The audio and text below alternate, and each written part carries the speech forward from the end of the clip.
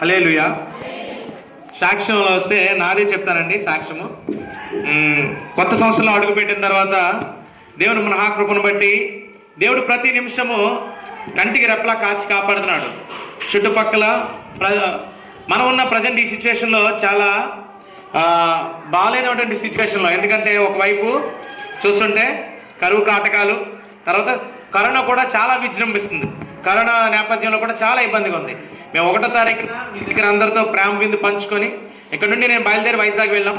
వైజాగ్ వెళ్ళి మా అత్తమామలతో అక్కడ 2వ తారీఖున అక్కడ సంఘంలో, వైజాగ్ సంఘంలో కూడా దేవుడు సమయాన్ని బట్టి అక్కడ కూడా మాట్లాడడానికి, నేను మొట్టమొదటిగా సంఘంలో కూడా మాట్లాడడానికి దేవుని కృప ఎంత ఇచ్చారు. దాన్ని బట్టి దేవాదేవునికి ఎంతో వందనాలు చెల్లిస్తున్నాను. ఆ తర్వాత రావడానికి ప్రయాణాల్లో కానీ ప్రతి విషయంలో దేవుడు మమ్మల్ని కాచి కాపాడి చక్కగా మేము గృహానికి రావడానికి, బిడ్డలందరము చక్కగా రావడానికి, మా ప్రతి అవసరతను దేవుడు తీర్చి చక్కగా మీ ముందు ఈ విధంగా నిలబెట్టాడండి. ప్రతిరోజు క్రైస్తవ జీవితంలో ఏ విధంగా ఉంటుందే, ప్రతిరోజు పోరాటమే, ప్రతిరోజు ఎదిరింపులే, ప్రతిరోజు శోధన వేదనలే. కానీ అయినా దేవాదేవుడు ఏంటంటే తన మహాకృపను బట్టి ఈ విధంగా చక్కగా ఆరోగ్యంగా ఉంచాడనమాట అండి. మేము వచ్చిన తర్వాత మా యొక్క అత్తమామలు అంటే మా మిసెస్ వాళ్ళ తల్లిదండ్రులు ఇద్దరికి మొన్న దినాన ప్రార్థన చేయమని చెప్పినప్పుడు వారిద్దరికి కరోనా పాజిటివ్ వచ్చిందంట. సో అస్సలు బాగోలేదు. ఎక్కడ బయట పరిస్థితులు అయితే చాలా అధ్వానంగా ఉన్నాయి. బయట చూస్తే ఎక్కడా లేదు. కరువు కాటకాలన్నీ మన దేశంలోనే ఉన్నాయి. కరువు ఒకవైపు చూసినప్పుడు ఎవరి దగ్గర అంటే ధనం లేదు, చేయడానికి పనులు లేవు. ఆ తర్వాత ఏంటంటే ఎవరి దగ్గర ఏం చేద్దామన్నా కూడా ఏమీ లేని స్థితి. అది కాకుండా ఒకవైపు నుండి రోగం వస్తుంది, ఒకవైపు నుండి వ్యాధులు వస్తున్నాయి, ఒకవైపు నుండి బాధలు వస్తున్నాయి. అందరినీ అన్ని విధాలా ముంచేద్దామని సాతానుడు తన ప్రయత్నాలు తను చేస్తున్నాడు. అయినా దేవాదేవుడు ఏంటంటే మనందరికీ ఆరోగ్యం ఇచ్చి ఈ విధంగా ఇక్కడ కూర్చోబెట్టాడు. ఈయన మందిరానికి నన్ను కూడా ఈ విధంగా నడిపించుకోవడానికి ఇచ్చిన దేవాదేవునికి స్తుతులు స్తోత్రాలు చెల్లించుకుంటున్నాను. ముఖ్యంగా ఏంటంటే మా అత్తగారికి డయాబెటీస్ అండి, అంటే షుగర్ వ్యాధి. ఆవిడ కొంచెం వీక్నెస్గా ఉన్నారు. ఆ తర్వాత ఏంటంటే కొంతకాలంగా కూడా నడలేనటువంటి స్థితిలో ఉన్నారన్నమాట. అంటే మా బాబు సరదాగా తోసినప్పుడు పడిపోయారు, కిందకి పడిపోయారు. పడిపోయినప్పుడు ఆవిడకి వెన్నుకి దెబ్బ తగిలింది, వెన్ను చిట్లిపోయింది. చిట్లిపోయి అయితే డాక్టర్ చెప్పారు, అయితే పడుకొని ఉంటారు లేదంటే కూర్చుంటారు తప్ప ఆవిడ పని అంతా చేయలేరని చెప్పారు. పాపం ఒక 10 నిమిషాలు కూర్చోవడం, తర్వాత లేచి ఆవిడ నార్మల్గా ఉంటారనమాట. అయితే ఆవిడ కూడా ఇప్పుడు ఏంటంటే చాలా వీక్గా ఉన్నారు. ఇప్పుడు బాగా చాలా వీక్గా ఉన్నారు. అది కాకుండా ఇద్దరికి ఆ ఇంట్లో ఉన్న ఇద్దరు ఉంటున్నారు. ఆ ఇద్దరికి కరోనా పాజిటివ్ వచ్చి బాధపడుతున్నారు. మీరు కూడా ఒకసారి జ్ఞాపకం చేసుకోండి. వారి గురించి మీ అనుదిన ప్రార్థనలో ఒకసారి జ్ఞాపకం చేసుకొని ప్రార్థించండి. వారు కోలుకొని మళ్ళీ చక్కగా ఆరోగ్యంతో మన దగ్గరికి వచ్చి సాక్ష్యం చెప్పులాగా మీరు అందరూ ప్రార్థన చేయండి. ఈ యొక్క చిన్న సాక్ష్యం దేవుడు దీవించును గాక. ఆమేన్, ఆమేన్. మేలులు మీకు కూడా దేవుడు చేస్తుంటాడు. కానీ ఏంటంటే మీరందరూ పైకి వచ్చి చెప్పలేకపోతున్నారు. కానీ లోపల మీరు దేవుడికి ప్రతి నిమిషము కృతజ్ఞతాస్తుతులు చెల్లించుకున్నారు కాబట్టి దేవాదేవుడికే మహిమ కలుగును గాక. ఆమేన్, ఆమేన్. చిన్న ప్రార్థనతో మనము దేవుని ఆరాధనలోకి వెళ్ళిపోదామండి. చిన్న ప్రార్థన, తలలో ఉంచుకుంటే చిన్న ప్రార్థన చేసుకుందాం. మహాపరిశుద్ధుడా, మహోన్నతుడా, మహిమగల రాజా, నీకు వేలాది వందన స్తుతులు స్తోత్రాలు తండ్రి. నాయన ఈ ఆదివార దినము, ఆరాధన దినము నీ సన్నిధిలో నాయన ఒక్క దినము గడపడం 1000 దినముల కంటే శ్రేష్టం అని చెప్పావు తండ్రి. నాయన నీ బిడ్డలు నాయన యేసయ్యా, నాయన నిన్ను యేసయ్యా, నిన్ను ఆరాధించడానికి నాయన ఇక్కడ కూడుకున్న ప్రతి బిడ్డ గురించి ప్రార్థిస్తున్నాం. సహాయం దయచేయండి తండ్రి. ఇప్పుడు నేను మాట్లాడుతుండగా మీరు నన్ను యేసయ్య బోరగా వాడుకొని బిడ్డలకు ఏదైతే ఆత్మీయ ఆహారం నువ్వు మాట్లాడదాం అనుకుంటున్నావో వారందరికీ యేసయ్య సమృద్ధిమైన ఆహారం దయచేయండి తండ్రి. మీరే మాట్లాడండి తండ్రి. మాట్లాడుతుంది నేను మరుగురు చేసి మీరే మాట్లాడమని, మీరే వాడుకొనమని మీకే మహిమ ఘనత స్తుతులు స్తోత్రాలు చెల్లించుకుంటూ యేసు నామమున అడిగి వేడుకుంటున్నాం తండ్రి. ఆమేన్. హల్లెలూయా, హల్లెలూయా. చేతులు పైకెట్టి గట్టిగా బిగ్గరగా హల్లెలూయా, హల్లెలూయా చెప్తే అండి సంతోషం వస్తుందండి లోపల నుండి. దేవునికి ఒక రకమైన మన బాడీలోంచి ఒక వాయిస్ వచ్చినప్పుడు, అది హల్లెలూయా అన్నప్పుడు ఒక సంతోషంతో బిగ్గరగా వచ్చినప్పుడు ఏంటంటే దేవునికి మహిమ కలుగుతుంది. ఇక్కడ దేవుడు సృష్టించిన మనుషులు మాత్రమే దేవుణ్ణి సృజించిన మనుషులు మర్చిపోయారు దేవుడిని స్తుతించడం.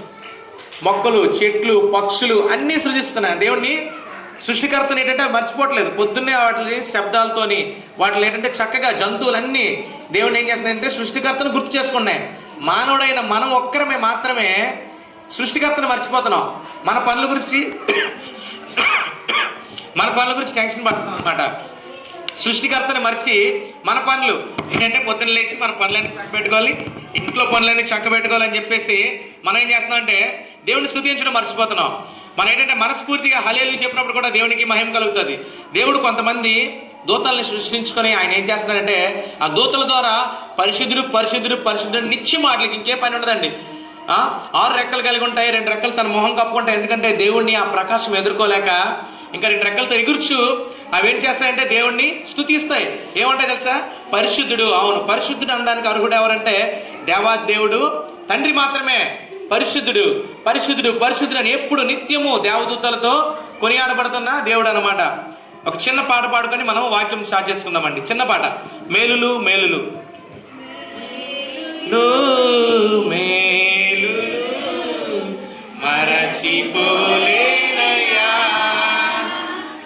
మేలులు మేలులు విడచిపోలేనయ్యా, నా ప్రాణము నంతవరకు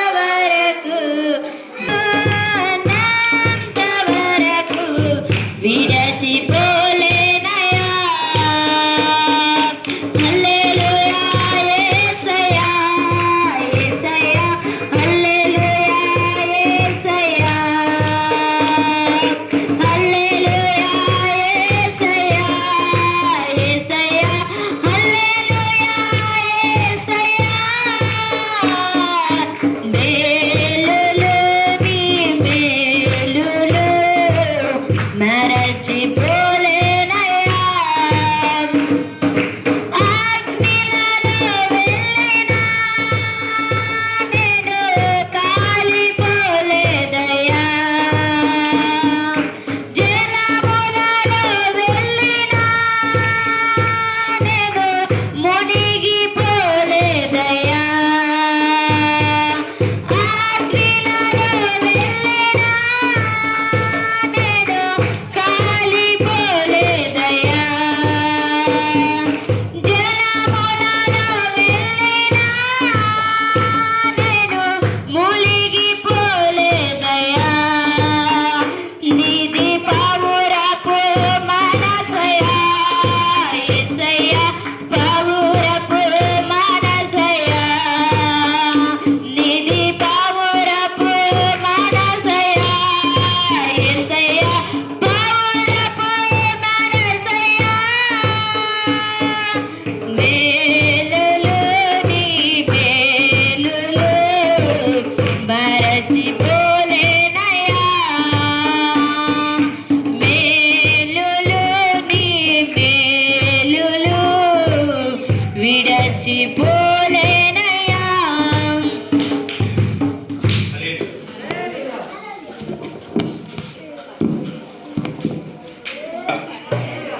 హల్లెలూయా. పరిశుద్ధ గ్రంథం నుంచి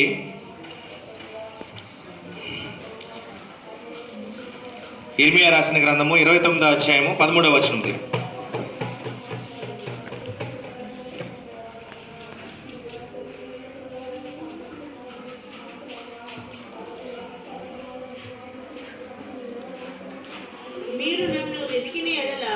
మీరు నన్ను వెతికిన ఎడల పూర్ణ మనసుతో నన్ను గూర్చి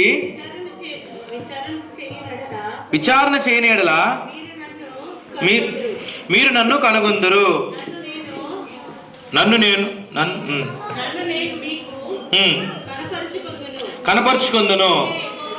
ఇది ఏ హో వాక్కు. ఒక నిమిషం అక్కడ ఆగండి.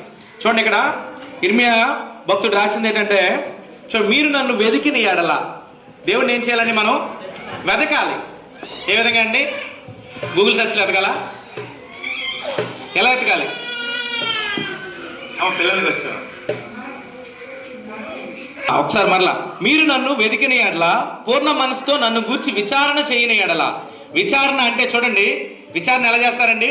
ఎవరి గురించి అయినా ఒకరు కనబడలేదని చెప్పేసి కంప్లైంట్ ఇచ్చారనుకోండి, పోలీసు వారు ఏం చేస్తారు? విచారణ చేస్తారు. ఏ విధంగా విచారణ చేస్తారు? వారికి ఒక ఏముంటదండి? వారికి ఒక తర్ఫీదు ఉంటుంది. వారు ఏ విధంగా విచారణ చేయాలో ఆ విధంగా. అదేవిధంగా ఇక్కడ భక్తుడు ఏమన్నాడంటే, దేవుణ్ణి గురించి కూడా మనము విచారణ చేయాలి. ఏం చేయాలి? విచారణ అంటే మనం శోధించాలి, పరిశోధించాలి. ఏ విధంగా గూగుల్ సెర్చ్ లో కొడతారు కదా మనం ఏ విధంగా కావాలనేసి మొబైల్లోని. ఆ విధంగా దేవుడి గురించి పరిశోధన చేయాలి. నీ సమయము ఎంత ఇస్తున్నావు దేవుడికి? నీ రోజులో సమయము దేవుడికి ఎంత ఇస్తున్నావు?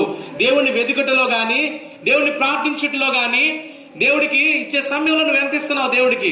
ఇక్కడ ఇర్మియా భక్తుడు ఏమన్నాడంటే, నేను దేవుడిని యెహోవాని వెతుకుటలో, విచారించుటలో ఏం చేస్తున్నాడండి? అది కూడా ఏ విధంగా విచారిస్తున్నాడు? మామూలుగా విచారిస్తున్నాడా? పూర్ణ మనస్సుతో. పూర్ణ మనస్సు అంటే, పూర్ణము అంటే చూడండి, ఇక్కడ పూర్ణం అంటే ఫుల్. యాక్చువల్లీ పూర్ణము అన్నదానికి ఒక మీనింగ్ ఉందండి. పూర్ణము అంటే ఫుల్.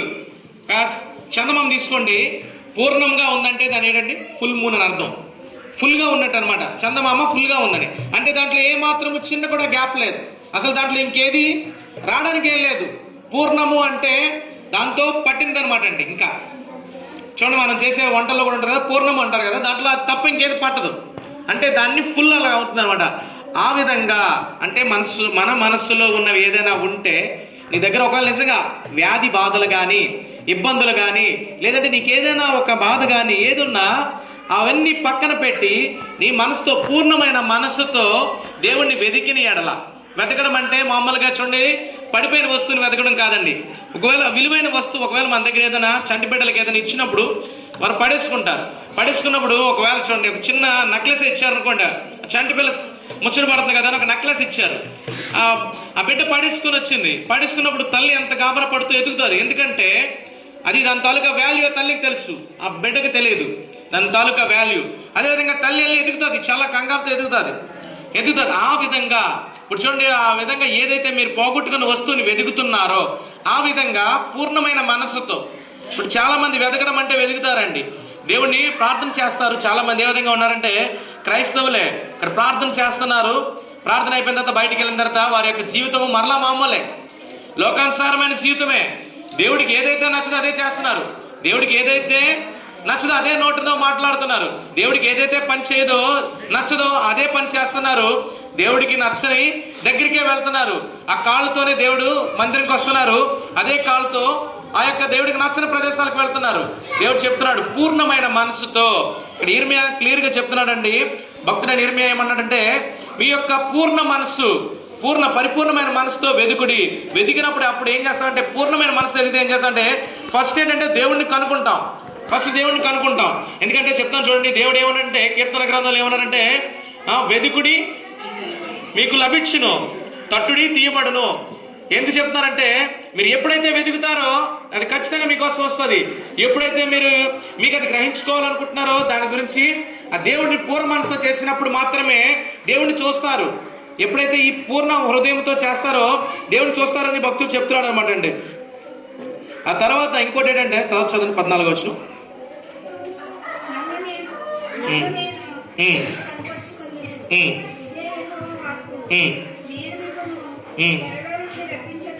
ఒక్కసారి ఇక్కడ ఆగండి. చెరలో నుంచి, చెర అంటే చూడండి, చెరసాల అంటే జైలు అండి. చెర అంటే జైలే. ఇప్పుడు చూడండి, జైలు, ఒక చెరలోంచి దేవుడు విడిపిస్తా అన్నాడు. అదే నేను బాగానే ఉన్నాను కదా, నాకు చెర ఉంది. సరే మీరే చూడండి, మీకేమైనా చెరలే ఉన్నాయి? మీకు ఏదైనా ఒకటి ఏదైనా ఆపుతుందా మిమ్మల్ని? ఏదైనా చెప్పాలి మీరు. మీకు ఏదైనా చెర ఉందా? ఒక జైలు లాంటిది ఏమైనా మీకు ఉందా? అమ్మ బిడ్డలకు వచ్చి కంట్రోల్ చేయండి, అటు డిస్టర్బెన్స్ అవుతుంది. ఒకసారి మరలా పరిశుద్ధ గ్రంథంకి వస్తే ఇక్కడ ఏమన్నారంటే, దేవుడు నువ్వు పూర్ణ మనసుతో వెతికినప్పుడు ఫస్ట్ దేవుడు కనిపిస్తాడు, తర్వాత నీకు చెరలో నుంచి విడిపిస్తా అన్నాడు. చెర అంటే ఏంటండి? చెర అంటే ఒక జైలు. నీకు చెర ఏమైనా ఉందా? చెప్పమ్మా, నీకేమైనా చెర ఉందా? చెర ఉందా? మనకేమైనా చెర ఉందా? చెరసాల లాంటిది ఏమైనా ఉందా మనకి? చెప్పండి. మానవులందరికీ చెర ఉందండి. చెరసాల ఉంది. ఆల్రెడీ అందరూ చెరసాల్లో ఉన్నాం. ఏ చెరసాల అంటే, పాపము అనే ఒక చెరసాల ఉంది. ఆ పాపం ఎలాంటిదంటే ఒక జైలు లాంటిది. ఆ పాపం అనే చెరసాలలో మనందరూ బందీ అయి ఉన్నాం. ఆ పాపం అనే చెరసాల నీకు విముక్తి చేయాలంటే, పరిపూర్ణమైన మనసుతో దేవుడిని ఎప్పుడైతే నువ్వు ప్రార్థన చేస్తావో, నీ పాపములు ఒప్పుకుంటావో, దేవుడు ఏం చేస్తాడంటే ఆ పాపం అనే జైలు నుంచి నేను విడుదల దయచేస్తాడు. ఏ చెరలోంచి విడుదల చేస్తాడు అంటే, ఈ పాపం అనే చెరసాల నుండి దేవుడు నేను బయటికి విడుదల చేస్తాడు. దేవుడు అదే చెప్తున్నాడు, నువ్వు పూర్ణ హృదయంతో నన్ను వెతికిన ఎడల, నీ పరిపూర్ణమైన హృదయంతో నన్ను వెతికిన ఎడల నేను నీకు కనిపిస్తాను. ఫస్ట్ దేవుడు ఏం చేస్తాడంటే నీకు కనిపిస్తాడు. తర్వాత రెండోదిగా ఏం చేస్తాడంటే, నీకున్న చెర, ఏదైతే నీకున్న వ్యసనాలు, నీకున్న కోపము, ఇబ్బంది, ప్రతిదీ దేవుడు ఏంటంటే ఆ చెరను నేను విడుదల చేస్తాడు. ఒక్కొక్కరికి ఒక చెర ఉంటుంది. ఏంటంటే నాకు అనారోగ్యం అండి, నా ఇంట్లో కుటుంబ సమస్యలు ఉన్నాయండి, లేదంటే నా బిడ్డల వివాహ సమస్య నాకు ఒక చెర అండి. ఈ సమస్యలు, ఈ చెరలన్నింటిలోంచి దేవుడు నేను ఏం చేస్తాడంటే బయటికి తీసుకొస్తాడు. ఏ విధంగా తీసుకొస్తాడంటే సంతోషంగా తీసుకొస్తాడు. ఆ తర్వాత చదవండి.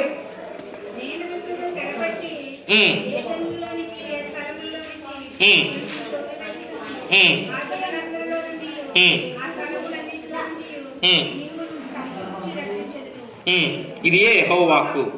చూడండి ఏమన్నాడంటే దేవుడు, ఈ చెర అంటే ఎలాంటిదంటే ఏ జనములు అయితే ఇక్కడ ఉన్నారో, ఈ జనములు ఉన్నారు చూసారా, ఇదే పాపపు చెర అనమాట అండి. ఈ చెరలోంచి దేవుడు ఏ జనములు ఉన్నాడో ఆ జనముల నుండి తీసి, అక్కడ మళ్ళీ ఒకసారి చదవండి. చెరపట్టిన జనముల్లో ఏ స్థలములోనికి మిమ్మల్ని తీసివేదునో జలముల నుండి ఆ స్థలం నుండి. ఇప్పుడు చూడండి, ఈ జనములు అన్న చెర ఉందో చూసారా, ఈ చెర మనకి ఏ విధంగా అంటే ఈ బంధకాలు, ఈ లోకమైన బంధకాల నుండి ఏం చేస్తాడంటే దేవుడు నీకు విడుదల దయచేస్తాడు.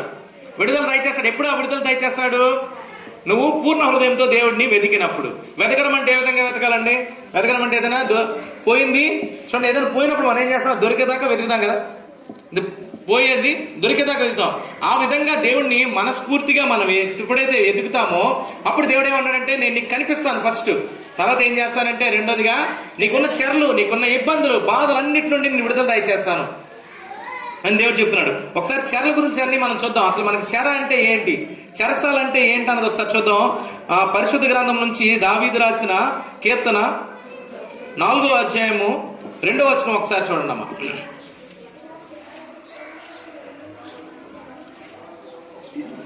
అసలు చెరసాల అంటే ఏంటి, చెర అంటే ఏంటి? ఇప్పుడు లోకంలో మనందరినీ బలహీనం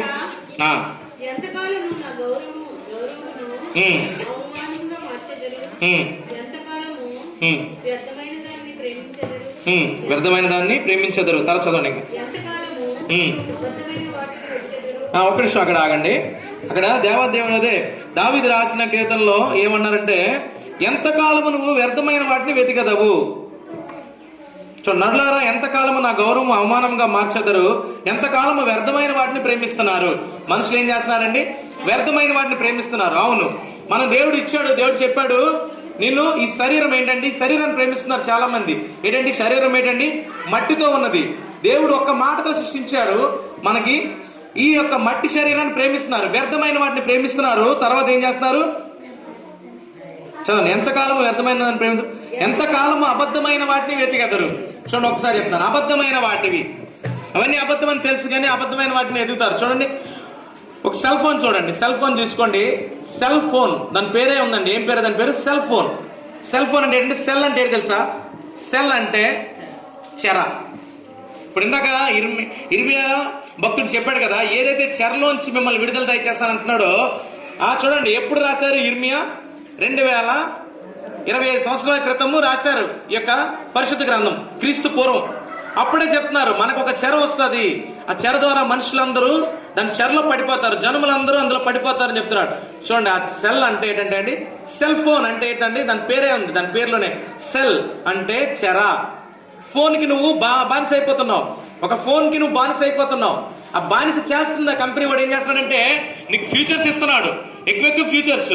ఫస్ట్ లో ఫోన్ వచ్చినప్పుడు ఏం చెప్పాడంటే చూడండి తక్కువ జీబీ ఇస్తున్నాడు, 6 GB ఇస్తున్నాడు, తర్వాత 2 GB ర్యామ్ అని అంటున్నాడు. తర్వాత ఏం చేశాడు, దాన్ని అప్గ్రేడ్ చేశాడు. ఎందుకు అప్గ్రేడ్ చేశాడు? నీకు ఇంకొంచెం ఫ్యూచర్స్ ఇద్దాం కదా అని చెప్పేసి. ఆడు వ్యాపారంగా నేను ఏం చేస్తున్నాడంటే అభివృద్ధి పరుస్తున్నాడు. అభివృద్ధి పరుస్తుంటే మనం ఏం చేస్తున్నాం చెప్పండి?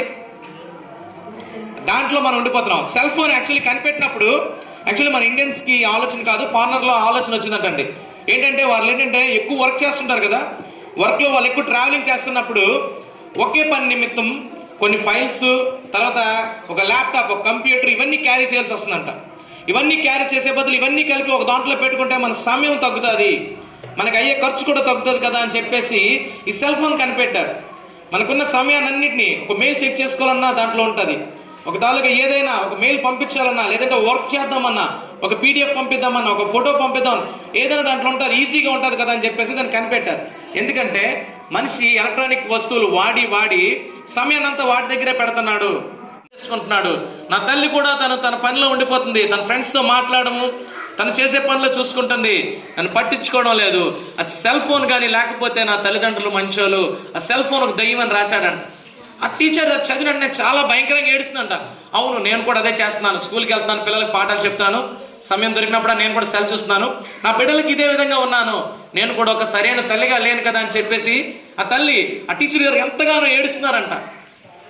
ఏడుస్తుంటే అది భర్త చూసి ఇన్స్పైర్ అయ్యి చెప్పాడంట, లేదు ఈ రోజు నుండి సెల్లో మనం ఈ సెల్ ఎలాగో వాడాలి, స్కూల్కి సంబంధించి కానీ మనం దానికి ఒక సమయం పెట్టేద్దాం, ఇంటికి వచ్చినప్పుడు పిల్లలకి సమయాన్ని ఇద్దామని చెప్పేసి అప్పుడు ఒక తీర్మానం చేసుకున్నారు. ఆ తీర్మానం చేసుకున్నప్పుడు ఈ బిడ్డలతో సమయం గడపడం మొదలు పెట్టారు. అదేవిధంగా చెప్తున్నాను చూడండి, ఇక్కడ కూడా కీర్తనకారుడు ఎప్పుడో ఒక 2020 సంవత్సరాల క్రితంలో రాశారు, మీరందరూ ఒక దానికి వ్యర్థమైన దాని గురించి వెతుకుతారు. అవును, వ్యర్థమైనది ఏమిటి? చూడండి, మొబైల్లోని ఎంత తీసినా తరివి తీరదంట, ఎంత చూసినా సెల్ ఎన్ని చూసినా. ఎందుకంటే ఒకటి పోతే ఒకటి వస్తుందండి. అంతకుముందు ఒక టిక్ టాక్ అని వచ్చేది, టిక్ టాక్ పోయిందంటే ఇంకోటి వస్తుంది, అది పోతే ఇంకోటి వస్తుంది, లేదంటే ఇంకోటి కనిపెడుతున్నారు. ఎందుకంటే ఆ కంపెనీ వాళ్ళు ఏం చేసుకుంటారంటే డబ్బు చేసుకుందామని మీ దగ్గర ఇది కాకపోతే ఇంకోటి, ఇంకోటి కాకపోతే ఇంకోటి కనిపెట్టి మిమ్మల్ని ఆ యొక్క ఉచ్చులో దింపుతున్నారు. ఆ ఉచ్చులోంచి బయటికి రానివ్వట్లేదు. దేవుడికి ప్రార్థన చేసుకుందామని సహోదరుడు అందరూ మొబైల్ తీస్తున్నారు, కానీ ఏం చేస్తున్నారంటే ప్రార్థన వింటూనే మనకు తెలియకుండా స్క్రోల్ డౌన్ అయినప్పుడే ఇంకొక సినిమా గురించి వస్తుంది, ఇంకో సినిమా గురించి, లేదంటే ఏం జరుగుతుంది, అక్కడ పలానా హీరోయిన్ వచ్చేసి హీరోకి విడాకులు ఇచ్చింది, 4 సంవత్సరాలు అయింది ఆవిడ విడాకులు ఇచ్చింది, ఒక 12 సంవత్సరాలు వారు దాంపత్య జీవితంలో సంతోషంగా ఉన్నారు, వారు విడాకులు ఇచ్చారు. అవునమ్మా, ఎందుకు విడాకులు ఎవరు? దేవునిలో దేవుడు వారిద్దరిని జతకరచకపోతే వారు 18 సంవత్సరాలు కాదు 20 సంవత్సరాలైనా విడిపోతారు. బిల్ గేట్స్ అన్న అతను ప్రపంచంలో అతి కోటీశ్వరుడు. బిల్ గేట్స్ అన్న అతను మాత్రమే సాఫ్ట్వేర్ ఇండస్ట్రీని డెవలప్ చేశాడు. బిల్ గేట్స్ వాళ్ళ వైఫ్ అతని దగ్గర ఉన్న కోటాను కోట్లు ఉన్నాయి ఆయన దగ్గర డబ్బులు, కానీ వాళ్ళ భార్య ఆయన దగ్గర విడాకులు తీసుకుంది. ఎందుకు విడాకులు తీసుకుందంటే దేవుడిలో వాళ్ళు అంటుకట్టబడలేదు కాబట్టే. ఎందువల్ల వాళ్ళు విడిపోతున్నారు? ఇప్పుడు చూడండి, ఎవరికి డబ్బులు తక్కువ? సినిమాలో పనిచేసే ప్రతి ఒక్కరికి డబ్బులు ఉన్నాయి. వారిద్దరు భార్యాభర్తలు ఇద్దరు అధికంగా డబ్బులు సంపాదిస్తారు. రజనీకాంత్ కూతురు వాళ్ళ హస్బెండ్ తో డైవర్స్ చేసుకుంది. ఎందుకు డైవర్స్ చేసుకుంది? వారికైనా సంతోషం లేదా? లేదంటే మాలా ధనం లేదా? మనలో ధనం లేకుండా ఉన్నారా? వాళ్ళు ఆహారం లేకుండా ఉన్నారా? వారికి ఎక్కడికి వెళ్ళినా స్టేటస్, కాలు తిరిగితే కారులో వస్తాయి, వారికి అన్నీ ఉంటాయి, వారికి కావాల్సింది కోరుకున్నదన్నీ వస్తుంది, కానీ వారికి ఏదో వెళతి. ఆ వెళతి ఏంటి? ఆ వెళతే ఒకటి నిజమైన దేవుడు. మన యేసయ్య ఉంటే ఆ వెళతి ఉండదు. నీకు కోట్లు ఇచ్చిన కోట్లకి వారికి ఏమైనా తక్కువ? చెప్పండి, కోట్లకు తక్కువ కాదు. వారి దగ్గర ఏదైనా ధనము లేదా? లేదంటే ఏం లేదు చెప్పండి. కానీ వారి దగ్గర లేనిది ఏంటి? నీలో ఉన్న రక్షణ వాళ్ళలో లేదు. వారు నీతో పోల్చుకున్నప్పుడు ఏం చేస్తున్నారు? నీతో పోల్చుకున్నప్పుడు వాళ్ళు ఇంకా తక్కువే. ఇప్పుడు చూడండి, మన భర్త మన భార్యలు ఏ విధంగా ఉంటున్నారు? వారితో పోల్చుకుంటే వారికన్నా అందంగా ఉన్నవాళ్ళు కదా, హీరోల కన్నా అందంగా ఉంటావా మనం ఏమన్నా? లేదు కదా, వారికన్నా అందం తక్కువే, వారిలో ఆస్తి కన్నా తక్కువే. అయినా కానీ ఎందుకు కలిసి ఉంటున్నారు? మన తల్లిదండ్రులు కానీ మన తాత మామలు కానీ వాళ్ళందరూ ఎందుకు కలిసి ఉన్నారు? 3-4 జనరేషన్ల నుండి ఎందుకు కలిసి ఉన్నారు? ఎందుకంటే వారందరూ దేవుడిలో కట్టబడిన వారు కాబట్టి వారు ఉంటున్నారు. ఈ విధంగా కట్టబడకుండా ధనం కోసం చూసుకొని నేను ఒక పెద్ద అంతస్తులో ఉన్నానని వీరు ఏమనుకున్నారంటే, నేను అంతస్తులో ఉన్నాను, నువ్వు అంతస్తులో ఉన్నావు కాబట్టి వివాహం చేసుకుందాం అనుకున్నారు. ఇప్పుడు భార్య సంపాదన ఎంత? ఇప్పుడు విడాకులు తీసుకున్న ఆవిడ సంపాదన ఎంత? ఆవిడ డైవర్స్ ఇస్తే ఆవిడకి ఎంత ఇవ్వాలి? ఇదే క్యాల్కులేషన్ చేసుకుంటున్నారు. ఇదే క్యాల్కులేషన్ చేసుకుని ఏం చేసుకున్నారంటే, నీ డబ్బు నీది, నా డబ్బు నాది, నీ ధనం నీ దగ్గర పెట్టుకో, నా ధనం నేను పెట్టుకుంటాను, నీ ఖర్చు నువ్వు పెట్టుకో, నా ఖర్చు నేను పెట్టుకుంటాను అని నువ్వా నేనా అనేసి అనుకున్నారు. దానివల్లే ఈ వైవాహిక జీవితంలో కూడా గొడవలు జరుగుతున్నాయి. దేవాదేవుడు చెప్తున్నాడు, ఈ యొక్క వివాహం అన్నది దేవుడు ఎప్పుడే ఏర్పరిచాడు? ఎప్పుడండి? ఆదాము అవ్వ కాల సమయంలోనే దేవుడు చేశాడు. ఫస్ట్ వివాహ రిజిస్టర్ ఎవరంటే దేవాది దేవుడైన యేసయ్యే ఫస్ట్ రిజిస్టర్. ఎవరిని చేశారు? వివాహం ఆదాము అవ్వని చేశారు. ఆదాము అవ్వ సంతానమే మనం అందరము. ఇంతమంది చూడండి, ఆదాము అవ్వ ఎప్పుడైనా గొడవ పడ్డట్టుందా? ఒకవేళ ఆదాము అవ్వమ్మ చెప్పినట్టు మాట విని దేవుడికి నచ్చని చేసిన వాళ్ళిద్దరిని కలిపి దేవుడు తోసివేయబడ్డారు. అక్కడ నుండి ఏదైనా మన నుండి తోసివేయబడ్డారు, కానీ వారు ఎక్కడ విడిపోయినట్లేదు. ఒకవేళ నీ వల్ల విడిపోయానని చెప్పేసి లేదు, లేదు నీ వల్ల నేను దేవుడి నుండి దూరం అయ్యానని చెప్పేసి లేదు. వారిద్దరు ఎందుకు అలా ఉన్నారంటే, దేవుడు ఎప్పుడైతే తన కృప వారి బిడ్డల మీద ఉంటుందో వారు ఖచ్చితంగా కలిసే ఉంటారు. చిన్న చిన్న గొడవలు కానీ చిన్న ఏ వచ్చినా మరలా కలిసే ఉంటారు. అయితే కీర్తనకారుడు ఏం చెప్తున్నారంటే, ఇలా ఈ వ్యర్థమైన వాటిని ఎంతకాలం మీరు ఎదుగుతారు? వ్యర్థమైన వాటిని, ఒక సెల్ ఫోన్ చూడండి, ఆ సెల్ ఫోన్ ని అదే పనిగా గూగుల్లో చూస్తాం, గూగుల్లో వెతకడము, లేదంటే ఇంకేదో చేయడము, సమయాన్ని అంతా దానికి ఇస్తున్నారు. ఈ పరిశుద్ధ గ్రంథంలో ఎప్పుడో చెప్తుంది, అన్నింటికన్నా ముందుగానే చెప్తుంది, తెలివి గాని జ్ఞానము గాని దీంట్లో మితియో లేదు. ఒకవేళ చదువుకున్న కుమారుడే గాని, ఒకవేళ నీ యొక్క కుమారుడు యవనస్తుడిగా ఉంటే నువ్వు ఒక బైబిల్ గిఫ్ట్గా ఇవ్వు. ఒక సెల్ ఫోన్ ఇచ్చే బదులు బైబిల్ గిఫ్ట్గా ఇవ్వు. ఆ కుమారుడు ఏం చేస్తాడంటే ఇది చదువుకున్నప్పుడు తెలివైనగా అవుతాడు. తెలివి సకల జ్ఞానమునకు మూలం ఎక్కడంటే బైబిలేనండి. పరిశుద్ధ గ్రంథం నుండి కీర్తనకారుడు రాసిన 4:2 ఒకసారి మరలా చదవండి. నరులారా చూసారా, అంతే కదండి. దేవుడు ఏం చేస్తాడంటే నీకు సమయం ఇస్తున్నాడు. సమయం ఇచ్చిన బిడ్డ నన్ను స్తుతిస్తుంది, తన పాపములన్నీ తను ఒప్పుకొని నన్ను స్తుతిస్తుంది అని దేవుడు సమయం ఇస్తే మీరేం చేస్తున్నారు? దేవుడు ఇచ్చిన సమయాన్ని, దేవుడు ఇచ్చిన టైంని మీరేం చేస్తున్నారు? అగౌరవంగా మారుస్తున్నారు. ఆ సమయాన్ని ఆ విధంగా ఉపయోగించుకోకుండా ఏం చేస్తారంటే ఎంతకాలము వ్యర్థమైన దాన్ని ప్రేమిస్తారు, వ్యర్థమైన వాటినే ప్రేమిస్తున్నారు. అవును కదండి, వ్యర్థమైన వాటిని ప్రేమిస్తున్నారు. దాని గురించి ఒక చిన్న ఎగ్జాంపుల్ చెప్తానండి. వ్యర్థమైన వాటిని ప్రేమించడానికి దానికోసం ఒక ఫాదర్ ఉన్నారండి, ఒక ధనవంతుడైన ఒక తండ్రి ఉన్నాడు. ఆ తండ్రికి ఎంతో నచ్చిన కారు, ఎంతో అందమైన కారు, ఒక కారు కొనుక్కున్నాడు. చాలా ఖరీదైన కారు. వారి దాంట్లో మంచి స్టేటస్గా ఒక మంచి కారు కొనుక్కున్నాడు. ఒక కారు కొనుక్కొని తన ఇంట్లో తీసుకొచ్చి గ్యారేజ్లో పెట్టాడు. గ్యారేజ్లో పెట్టి చూపించాడు అనమాట తన బిడ్డలకి అందరికీ. ఇదిగో నేను ఈ కారు కొనుక్కున్నాను. చక్కగా వారందరూ సంతోషించారు. వారి ఇంట్లో చిన్న బిడ్డడు ఉన్నాడండి. చిన్న బిడ్డ ఏం చేస్తాడంటే, ఫాదర్ ఏం చేస్తాడంటే మార్నింగ్ లేచి కారును చూసుకున్నాడు. తన కొన్న కారును చూసి మురిసిపోతున్నాడు. అబ్బా చక్కటి కారు, ఎంత అందంగా ఉందో చూడ కారు, ఈ వీధిలో ఎవరికి లేదు, ఎవరి దగ్గర ఈ కారు లేదని చూసి తను సంతోషపడుతున్నాడు. సంతోషపడితే ఏం చేస్తున్నాడంటే ఆ కారును చూసినప్పుడు తన చిన్న కుమారుడు అక్కడ ఉండడం గమనించాడు. తన కుమారుడు తన కారు దగ్గర ఉన్నాడు. చూసి తనకు కూడా కారు నచ్చింది కదా అని చూస్తున్నాడు. మీద నుండి చూస్తున్నాడు. తను బాల్కనీలో కూర్చొని చూస్తున్నాడు. తన కుమారుడు ఒక రాయి తీసుకొని కారు మీద గీతలు పెట్టడం మొదలు పెట్టాడు. మొదలు పెట్టినప్పుడు కొత్త కారు నిన్నే కొన్నాను, కొన్ని లక్షలు వెచ్చించి కారు కొన్నప్పుడు తన తండ్రికి చాలా కోపం వచ్చి చాలా పరుగు వెళ్ళాడు. పిలిచాడు, రే ఆపరా అన్నాడు. అయినా కుమారుడు అసలు వెంటలేదు. చిన్నపిల్లలు కదండి, ఏమంటారు మన పిల్లల్ని. వాడు రాస్తున్నాడు, గీస్తున్నాడు, గట్టిగా గీస్తున్నాడు. అరే పెయింట్ అదంతా పోతుంది, కొత్త కారు అని చెప్పేసి తన తండ్రి ఏం చేశాడంటే కోపంతో వెళ్ళి తన బిడ్డని అక్కడున్న ఒక రాడ్తో కొట్టాడు. చేతి మీద కొట్టినంటే చిన్నపిల్లడు కదండి. ఈ కోపం వల్ల చిన్న బిడ్డ తాలూకా చెయ్యి ఇరిగిపోయింది. అయ్యో ఇదేంటి ఇంత ఫులిష్గా బిహేవ్ చేస్తాను, నేను చూడు వస్తువుని ప్రేమించగా నా కుమారుడు ప్రేమించలేదని చెప్పి చాలా బాధపడాడు తండ్రి. అయ్యో నా కుమారుడికి ఎందుకు ఇలా నేను కొట్టాను, ఎందుకంటే కోపం తను ఏం చేసిందంటే ఆ సమయంలో కోపం తనలోకి వచ్చింది. ఏం చేయాలో తెలియదు, పట్టణంత కోపంతో కుమారుడిని కొట్టాడు. కొట్టిన తర్వాత చాలా బాధపడుతున్నాడు. మళ్ళీ అయ్యో నా కుమారుడిని కొట్టానని చెప్పేసి ఏడుస్తున్నప్పుడు కుమారుని తీసుకుని హాస్పిటల్ పరిగెత్తి వెళ్ళినప్పుడు డాక్టర్ చెప్పాడంట, బాబుకి చెయ్యి బాగా విరిగిందండి, కట్టు వేయాలని చెప్పాడంట. మళ్ళీ బాబు మామూలుగా చేయాలంటే కొంత సమయం పడుతుందని చెప్పాడంట. అబ్బా చూడు నేను ఎంత ఫులిష్గా బిహేవ్ చేశాను, నా కుమారుడిని ఆఫ్టర్ ఆల్ ఒక కారు వల్ల నా కుమారుడిని నేను దూరం చేసుకున్నానే. కుమారుడు చూడు ఇప్పుడు చెయ్యి ఇరిగిపోయి ఎంత బాధపడతాడు. నా చిన్న కుమారుడు చాలా పశ్చాత్తాపడ్డాడంట తండ్రి. ఆ హాస్పిటల్ ఇంటికి వచ్చాడంటే కుమారుడు మంచమే పడుకోబెట్టి అంత ఈ కారు వల్ల వచ్చింది కదా, ఈ కారు నేను కొనకపోయి ఉంటే లేదా నా కుమారుడిని గాయపడుతుంది కాదు కదా, నేను డబ్బులు ఇచ్చి ఇంటికి శోధన తెచ్చుకున్నాను చెప్పేసి వెళ్ళి ఆ కారుని ఒక రాడ్ తీసుకొని కొడుతున్నాడంటే మొత్తం చెద్దగూడేస్తున్నాడు. కారంతా బదులు కొడేస్తున్నాడు.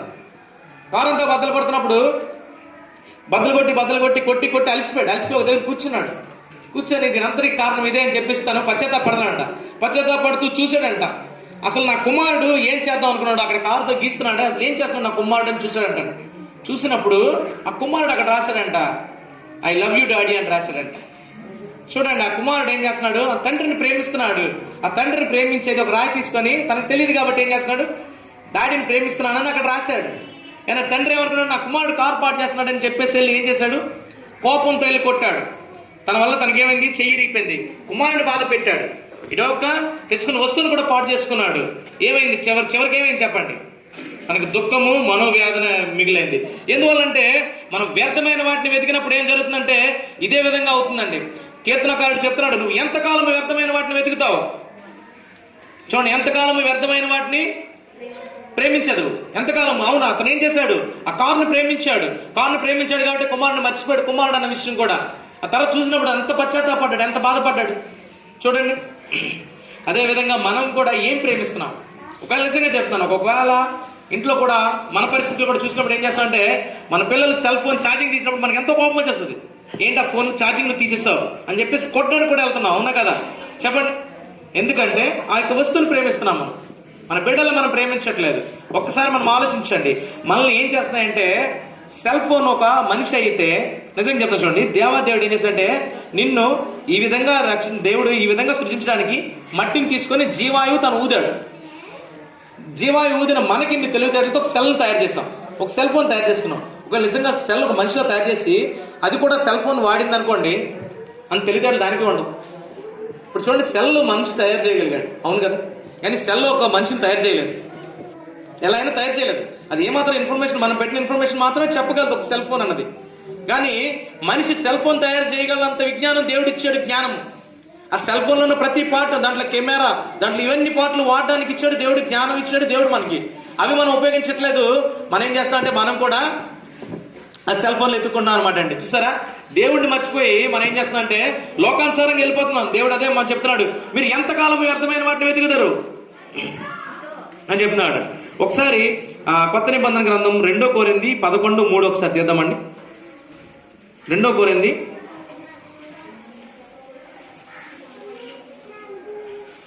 సర్పము తన కుయుక్తుల చేత మోసపుచ్చినట్లు మీ మనస్సులను స్థిరపరచబడి క్రీస్తుని ఒకసారి ఉన్నాడమ్మా, ఇక్కడ చూడండి మళ్ళా. సర్పము తన కుయుక్తి చేత, సర్పము తన కుయుక్తి అంటే చూడండి, సర్పం కూడా తెలివి ఉందన్నమాట. అంటే ఇక్కడ సర్పము కుయుక్తితో ఎవరిని మోసం చేసింది? అవ్వను మోసం చేసింది. దేంతోని? సర్పము తాలూకా తెలివితో. అంటే సర్పంకి తెలివి ఉంటుందా? ఒకసారి ఆలోచించండి. సర్పంకి తెలివి ఉంటుందా? లేదంటే మనం పెంచుకునే ఒక కుక్క కానీ లేదంటే ఒక పిల్లికి కానీ జ్ఞానం ఉంటుందా? నీ జ్ఞానం ఎక్కువ ఉంటుందా? చెప్పండి. ఇప్పుడు మనిషి పెంచుకున్న ఒక కుక్క చెప్తే, అమ్మ ఒక కుక్క మన ఇంట్లో పెంచుకున్న కుక్క మన ఇంట్లో ఉంది, అది చెప్తే నువ్వు ఏదైనా తింటావా? అది చెప్తే తింటావా? కానీ ఎంత కుయుక్తి కలదో చూడండి. సర్పం ఏం చేసిందంటే వ్యామోహపరిచింది అవ్వమ్మని. మనిషి అయిన నిన్ను కూడా మభ్యపరిచింది. అవునేమో అన్న డైలమాలో పడిసింది. ఒకవేళ నిజంగా తింటే నాకు తెలివస్తుందేమో అనుకుంది అవ్వమ్మ. అప్పుడు అనుకోవడం వల్ల కదా ఆడు ఏం చేశాడు, అక్కడ మోసపుచ్చింది. ఏ విధంగా మోసపుచ్చింది? ఒక చిన్న తెలివితో, నీకు చిన్న లాజిక్ ఉపయోగించింది. అది తింటే నువ్వు బాగుంటావు అని చెప్పింది. అప్పుడు ఏం చేస్తావు? ఒకసారి నిజంగా ఒకవేళ మామూలు మనమే ఉన్నాం, నువ్వు ఇలా ఉన్నావు కదా, ఇలా కాకుండా ఇంకోలా ఉంటే ఇంకా అందంగా ఉంటావు అని చెప్తే అప్పుడు ఏం చేస్తారు? ఒకసారి ట్రై చేద్దాం అనుకుంటాం కదా. ఎప్పుడైతే నీకు ఆ డౌట్ పెట్టారో, ఆ డౌట్ పెట్టినప్పుడు ఆ డౌట్ ఏం చేస్తుందంటే మనతో తొలిచేస్తుంది. సేమ్ అమ్మమ్మకు కూడా అదే చేసింది. ఆ పాము వెళ్ళి ఏం చేసిందంటే నీలో ఫస్ట్ అనుమానం అనే వ్యక్తం వేసింది. అది తింటే నీకు తెలివి వస్తుంది, అది తింటే నువ్వు దేవుళ్ళకి అయిపోతావు అని చెప్పింది. చెప్పిన అమ్మమ్మ గారికి ఏదో స్టార్ట్ అయింది, లోపల స్టార్ట్ అయింది. అంటే ఆల్రెడీ అప్పటికి ఆవిడ యూజ్ చేస్తుంది, బ్రెయిన్ యూజ్ చేస్తుంది కదా, వాడిందంటే. అమ్మమ్మ గారిని ఏ విధంగా అయితే యుక్తితో, తన యుక్తితో కాదండి, తన యుక్తి ఉపయోగించలేదు, లేదంటే మన ఇంట్లో ఉన్న కుక్క లేదంటే ఒక పిల్లో యుక్తి ఉపయోగించదు, నీ యొక్క మతిని పాడు చేస్తుంది. ఇప్పుడున్న సెల్ ఫోన్ కూడా అదే చేస్తుంది. ఏం చేస్తుందంటే నీకు నీ బ్రెయిన్ దానికన్నా 1000 రెట్లు చాలా తెలివైంది. నిజంగా చెప్తున్నాను, దాంట్లో ఉన్నది మహా అయితే ఒక 12 GB ర్యాము లేదంటే ఒక 16 GB ర్యాము. కానీ నీ బ్రెయిన్ అని చూసారా, కొన్ని వేల కోట్ల జీబీ. అందులో ఎన్ని స్టోర్ చేసినా చూడండి, మన మైండ్ ఎంత చక్కగా పనిచేస్తుందంటే నీకు తెలిసిన వ్యక్తి కనిపించినట్టే నీ కళ్ళు చూస్తే ఎప్పుడో నీ బ్రెయిన్ ఆల్రెడీ ఆటోమేటిక్గా వర్క్ చేస్తుంది. నీకు లాస్ట్ టైం ఎప్పుడు కలిసావో, నువ్వు అంతా ఏం కన్వర్షన్ చేసావో అదంతా ఒకసారి రీకలెక్ట్ చేసుకుంటుంది. గూగుల్ కన్నా 1000 రెట్లు ఫాస్ట్ అయింది ఏంటంటే మన మెథడు. ఎందుకంటే నువ్వు ఒక పర్సన్ చూస్తావు, లాస్ట్ టైం ఈ పర్సన్ కనిపించారు, పలానాసారి కనిపించారు, పలానా కాన్వర్సేషన్ జరిగింది, ఇదంతా నీ దాంట్లో రికార్డ్ అయి ఉంటుంది. ఆ రికార్డ్ అంతా ఒకసారి ఓపెన్ చేస్తుంటుంది నీ బ్రెయిన్. చూడండి, దేవదేవుడు నీకు ఎంత బ్రెయిన్ ఇచ్చాడో మనం ఏం చేస్తామంటే బ్రెయిన్ నమ్మడం మానేస్తాం, ఎప్పుడో మానేస్తాం. ఏదైనా కావాలి, నేను కూడా చెప్తాను కదా, నేను కూడా ఏదైనా అడగాలనుకోండి వెంటనే తప్పని ఏం చేస్తానంటే అది నిజమా కాదా గూగుల్, ఫస్ట్ ఏం చేస్తాం గూగుల్, అవునా కాదా, అసలు నేను మనిషి అని అంటే ఎస్ మనిషి అంటే మనిషి అని అంత చేసింది, అంత మళ్ళీ వ్యామోహపరుస్తుంది. అంటే ఇప్పుడు సర్పం ఏ విధంగా వస్తుంది చెప్పండి. ఒక సర్పం ఏ విధంగా వచ్చిందో, అబ్బమ్మని ఏ విధంగా అయితే పాడు చేస్తుందో, దేవుడి నుండి దూరం చేస్తుందో, అదే విధంగా ఇప్పుడు వస్తుంది మన దగ్గరికి. ఏంటది? Cell phone. ఆ సెల్ ఫోన్ అనేది ఏంటంటే కుయుక్తితో కలిగి, ఎందుకంటే నువ్వు వాక్యం చూద్దామనే, ఒక సహోదరి నువ్వు వాక్యం చూద్దామని తీస్తున్నావు, జాన్ వెస్లీ గారి మెసేజ్ చూద్దామని తీస్తున్నావు, కానీ కిందనే ఇంకేదో వస్తుంది. కింద ఏమొస్తుందండి? ఏమొస్తుంది? ఒక పాట వస్తుంది, అంటావా లేదా నువ్వు అంటావా ఏదో అంటావా అని వస్తుంది. అదంతా కిందకి వెళ్తావు, ఇంకో వెళ్తే ఇంకోటి వస్తుంది. ఏమవుతుంది? అలా నేను ఏం చేస్తుందండి? వ్యామోహపరుస్తుంది. ఏం చేస్తుంది? మభ్యపరుతుంది. ఏం చేస్తుంది? నిన్ను దూరం చేస్తుంది దేవుడి నుండి. అక్కడ నుండి చూడు, ఆ పాట విని, ఆ సంగీతం వినేసరికి ఇంకో దగ్గరికి వెళ్తున్నావు, ఇంకోటి చూస్తున్నావు. ఏం చేస్తున్నావు? ఈ విధంగా నిన్ను ఏం చేస్తుందంటే దేవుడి నుండి దూరం చేస్తుంది. అప్పుడు పాము ఏ విధంగా అవ్వమ్మను మోసపరిచిందో అంతకు 10 రెట్లుగా నేను ట్రై చేస్తున్నాండి. సాతానుడి పనేరు తెలుసా అండి? సాతానుడు ఎప్పుడు చేసే పనేరు తెలుసా? సాతానుడు ఒక ద్వారం ద్వారా రాడు, ఒకసారి నిన్ను నీ బిడ్డల ద్వారా బలహీనపరిచాడు అనుకోండి, ఇంకోసారి ఇంకో వే చూస్తాడు. సేమ్ అదే దాంట్లో అయితే నువ్వు స్ట్రాంగ్ అయిపోతావు కదా. ఒకవేళ నీ బిడ్డల ద్వారా ఏమని చెప్తారమ్మా, నేను ఈరోజు చర్చికి వెళ్దాం అనుకోవట్లేదమ్మా, నాకు కొంచెం నీరసంగా ఉందని బిడ్డ చెప్పింది. మళ్ళీ అయ్యో నా బిడ్డ ఏమి వెళ్ళలేకపోతుందా అని చెప్పేసి నువ్వు కూడా ఉండిపోయావు అనుకో, అప్పుడు ఏం చేస్తాడంటే సాతానుడు ఆ ఆయుధాన్ని వాడుకొని నిన్ను కూడా బలహీనపరుస్తాడు. లేదమ్మా నేను వెళ్తానని చెప్పానుకో, అప్పుడు ఇంకొక ఆప్షన్ ఎత్తుకుంటాడు.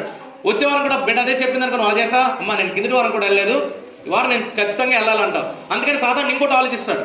మీ ఇంటి చుట్టాలు తీసుకురావడం కానీ, లేదా ఇంట్లో పని భారం పెట్టడం కానీ, ఏదో ఒక అది చాలా యుక్తిగా ఉంటాడు. చూడు, ఇప్పుడు సర్పం ఏ విధంగా యుక్తిగా ఉండి తన ఆలోచన ఏ విధంగా ఉండి ఒక మనిషిని, ఒక జంతువు చూడండి, ఒక జంతువు మనిషిని ఏం చేసింది, బ్లేమ్ చేసింది. దాన్ని చెప్పినట్టు నడుచుకున్నట్టు చేసింది. చూడండి, మన ఇంట్లో ఒక చిన్న కుక్క ఉంది, ఆ కుక్క నువ్వు పలానా తినంటే మనమే తినాం కదా, అసలు మనం చెప్పింది అది తినాలి. అలాంటి చూడండి, ఒక సర్పం చెప్తే విన్నాం, సర్పం అసలు దగ్గరికి వెళ్ళాం మనకి, దాని దూరం నుంచి చూడాలంటే చాలా ఇరిటేషన్ ఉంటుంది, పావం చూడాలంటే. అలాంటిది ఆవిడ ఏం చేసింది, మభ్యపరిచి ఏం చేసింది, దేవుడు దూరం చేసింది. అదేవిధంగా సాతానుడు కూడా నీ నుంచి దేవుడి నుంచి దూరం చేయడానికి బోల్డ్ ప్లాన్స్ చేస్తాడు. ప్లాన్ ఏంటి, పిల్లల ద్వారా ఏం చేయాలి, దూరం చేయాలి. పిల్లలు ఏడుస్తారు, ఆ రోజే పిల్లలు ఏడుస్తారు. ఎప్పుడు లేని బాధ అంతా ఆ రోజు వస్తుంది, అనారోగ్యం ఆ రోజు వస్తుంది. లేదంటే ఎవరు కాకపోతే చీటులు ఆ రోజు వస్తారు, చీటు కట్టాలని చెప్పి ఆదివారం పొద్దున వస్తారు చీటు కట్టాలని. కొంతమంది బళ్ళేసి వస్తుంది ఇంటికి. అప్పుడు దాకా చక్కగా ఆదివారం వెళ్దాం అనేసి ఉన్న మనసు కూడా రావడం ఒకసారి డిస్టర్బెన్స్ అయిపోతుంది, ఒకసారి ఏదో ఉంటుంది. అతను చెప్పేసరికి మరి గట్టిగా ఒక 4 మాటలు చెప్తారు, ఏమా కింది వారం కూడా పంపిస్తావు, ఈ వారం కూడా కట్టవా, అది ఇది అనేసరికి నీకు ఏదో తెలియని ఒక బాధ. ఏంటంటే సాతాను నిన్ను ఏ విధంగా దూరం చేస్తుంటాడంటే, దేవుడు నిన్ను దూరం చేయడానికి ఏదో ఒక విధంగా ఏదో ఒక రూపంలో పంపిస్తుంటాడు. పంపించి నేను ఏం చేస్తాడంటే మభ్యపరుస్తుంటాడు. ఎందుకు మభ్యపరుస్తాడంటే చదవండి అమ్మ ఒకసారి. క్రీస్తు ఎడలన్న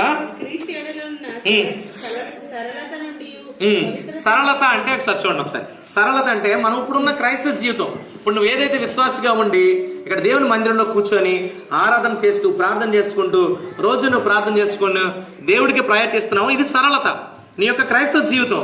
దీని నుండి వాడు ఏం చేస్తాడంటే ఇంబ్యాలెన్స్ చేస్తాడు. ఇప్పుడు చూడండి, రాత్రి పడుకుంటే చాలా మందికి ఏంటి, రేపొద్దున ఎవరు వస్తారా, రేపొద్దున ఏం కట్టాలా, రేపొద్దున ఎలాగా, రేపొద్దున పిల్లలకి ఏం కేర్ చేయాలా, లేకపోతే ఏం చెయ్యాలా, ఇదే ఆలోచనలో ఉందా కదా. పడుకున్నప్పుడు కూడా అదే ఆలోచన, లెగడం కూడా పొద్దున్న లెగడం ఏం చేస్తాం మనం, ఆలోచనలు 100 ఆలోచనలు అవును కదా. ఎవరేమంటారు, ఏం చేయాలి, ఇవన్నీ ఆలోచనలు అనమాట. ఆ యొక్క నిన్ను ఏం చేస్తాడంటే ఈ సాతానుడు ఇవన్నీ మభ్యపెడుతూ, ఈ లోక అసలు ఇవన్నీ మభ్యపెడుతూ, ఇర్మియా గారు చెప్పారు కదా, ఏదైతే నువ్వు అవన్నీ వదులుకొని పూర్ణ మనసుతో ఎప్పుడైతే దేవుణ్ణి వెతుకుతావో అప్పుడేమవుతుందో ఆటోమేటిక్ గా ఈ సరళత అన్నదంతా కరెక్ట్గా ఉంటుంది. తర్వాత చదవండి. తర్వాత పవిత్రత. ఇక్కడ చూసారా, అంటే నువ్వు ఉన్న స్థితి పవిత్రమైనది. ఎప్పుడైతే క్రీస్తు రక్తంలో నువ్వు కడగబడ్డావో అప్పుడే నువ్వు పవిత్రం అయిపోయావు. చూసావా, అక్కడ క్లియర్గా చెప్తానండి. కొరింథీయులకు రాసిన 2వ పత్రికలో క్లియర్గా చెప్తున్నారు 11వ అధ్యాయంలో, నువ్వు పవిత్రంగా ఉన్నావు. ఎప్పుడు పవిత్రంగా ఉన్నావు, క్రీస్తు రక్తంలో ఎప్పుడైతే కడగబడ్డావో అప్పుడే పవిత్రంగా ఉన్నావు. ఆ పవిత్రత నుండి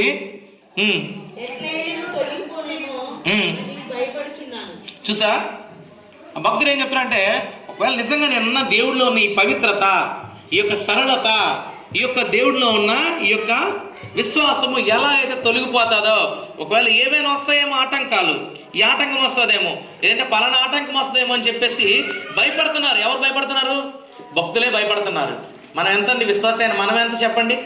దేవునిలో వాళ్ళు ఎంత సమయం ఇచ్చారంటే పవిత్ర గ్రంథం రాయడానికి కూడా వారు ఉన్నారు. మనం ఎలా ఉన్నాం, పవిత్ర గ్రంథం చదవడానికి కూడా సమయం లేనట్టున్నాం. మనం ఈ గ్రంథం చదవడానికి కూడా సమయం లేదు మనకి, అవునా కదా. ఒక్క రోజుకి ఒక అధ్యాయం చదవడానికి సమయం లేదు కదండి. కానీ వాళ్ళు ఏం చేశారంటే, నా తర్వాత తరం రావాలి, వారు దేవుడి గురించి తెలియాలి, దేవుని సువార్త అందరికీ వెళ్ళాలని చెప్పేసి వారు ఎంతో కష్టపడి భార్య బిడ్డలు వారి యొక్క తిండి ఆహార్నిశలు అన్నీ మానుకొని మన కోసం ఈ గ్రంథం రచించబడ్డారు. అది రచించబడింది మనం చదవడానికి కూడా సమయం లేదు. చూడండి ఎంత దురదృష్టకరమైన దీంట్లో ఉన్నామో.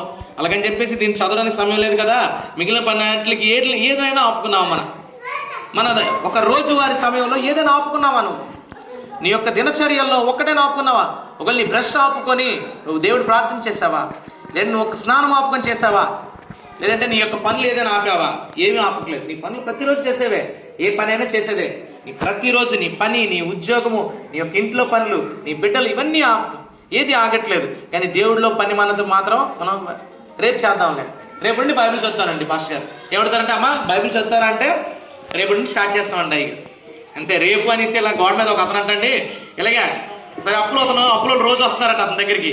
వస్తుంటే అతను ఏం చేసిండంట, రేపు రాస్తానా, రేపు మీకు ఇస్తాను అని చెప్పాడంట. అలా చెప్తే బాగోదు కదా అని చెప్పాడంటే, బాబు నువ్వు రోజు వచ్చి అడగడం ఎందుకు, అక్కడ నేను రాసిస్తాను, రేపు వచ్చి డబ్బులు తీసుకో అని రాసి బాబు నాకు రాయడం రాదని చెప్పాడంట. నేను చెప్పేసి అలాగే రాశాడంట, అప్పించినాడు, రేపు వచ్చి డబ్బులు తీసుకొని. ఓకే వెళ్ళాడు, మళ్ళీ వచ్చాడంట, మళ్ళీ చూసాడంట, రేపు వచ్చి డబ్బులు తీసుకున్నాను కదా ఇంకెందుకని మళ్ళీ వెళ్ళిపోతాడంట. రోజు వస్తున్నాడు, అది చూస్తున్నాడు, వెళ్ళిపోతున్నాడు. అలా ఉందండి మన క్రైస్తవ జీవితం. ఎలా ఉందంటే ఆ రేపు వచ్చి తీసుకోన్నట్టు ఉంది.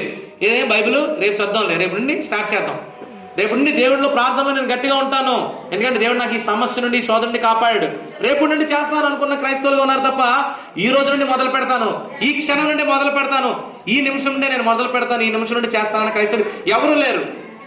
ఉన్నప్పుడే మనకున్న ఈ వ్యాధులు బాధలు ఏమి ఉండవండి. ఎందుకంటే కరోనా ఫస్ట్ వేవ్ వచ్చింది, సెకండ్ వేవ్ వచ్చింది, ఈ థర్డ్ వేవ్ కూడా మళ్ళీ స్టార్ట్ అవుతుంది. ఎందుకు స్టార్ట్ అవుతుంది చెప్పండి? మనిషి తాలూకా మేధస్సు ఇంతకన్నా యుక్తి కలదు కాదా చెప్పండి? మనిషి తాలూకా మేధస్సు అంతకన్నా యుక్తి కాదా?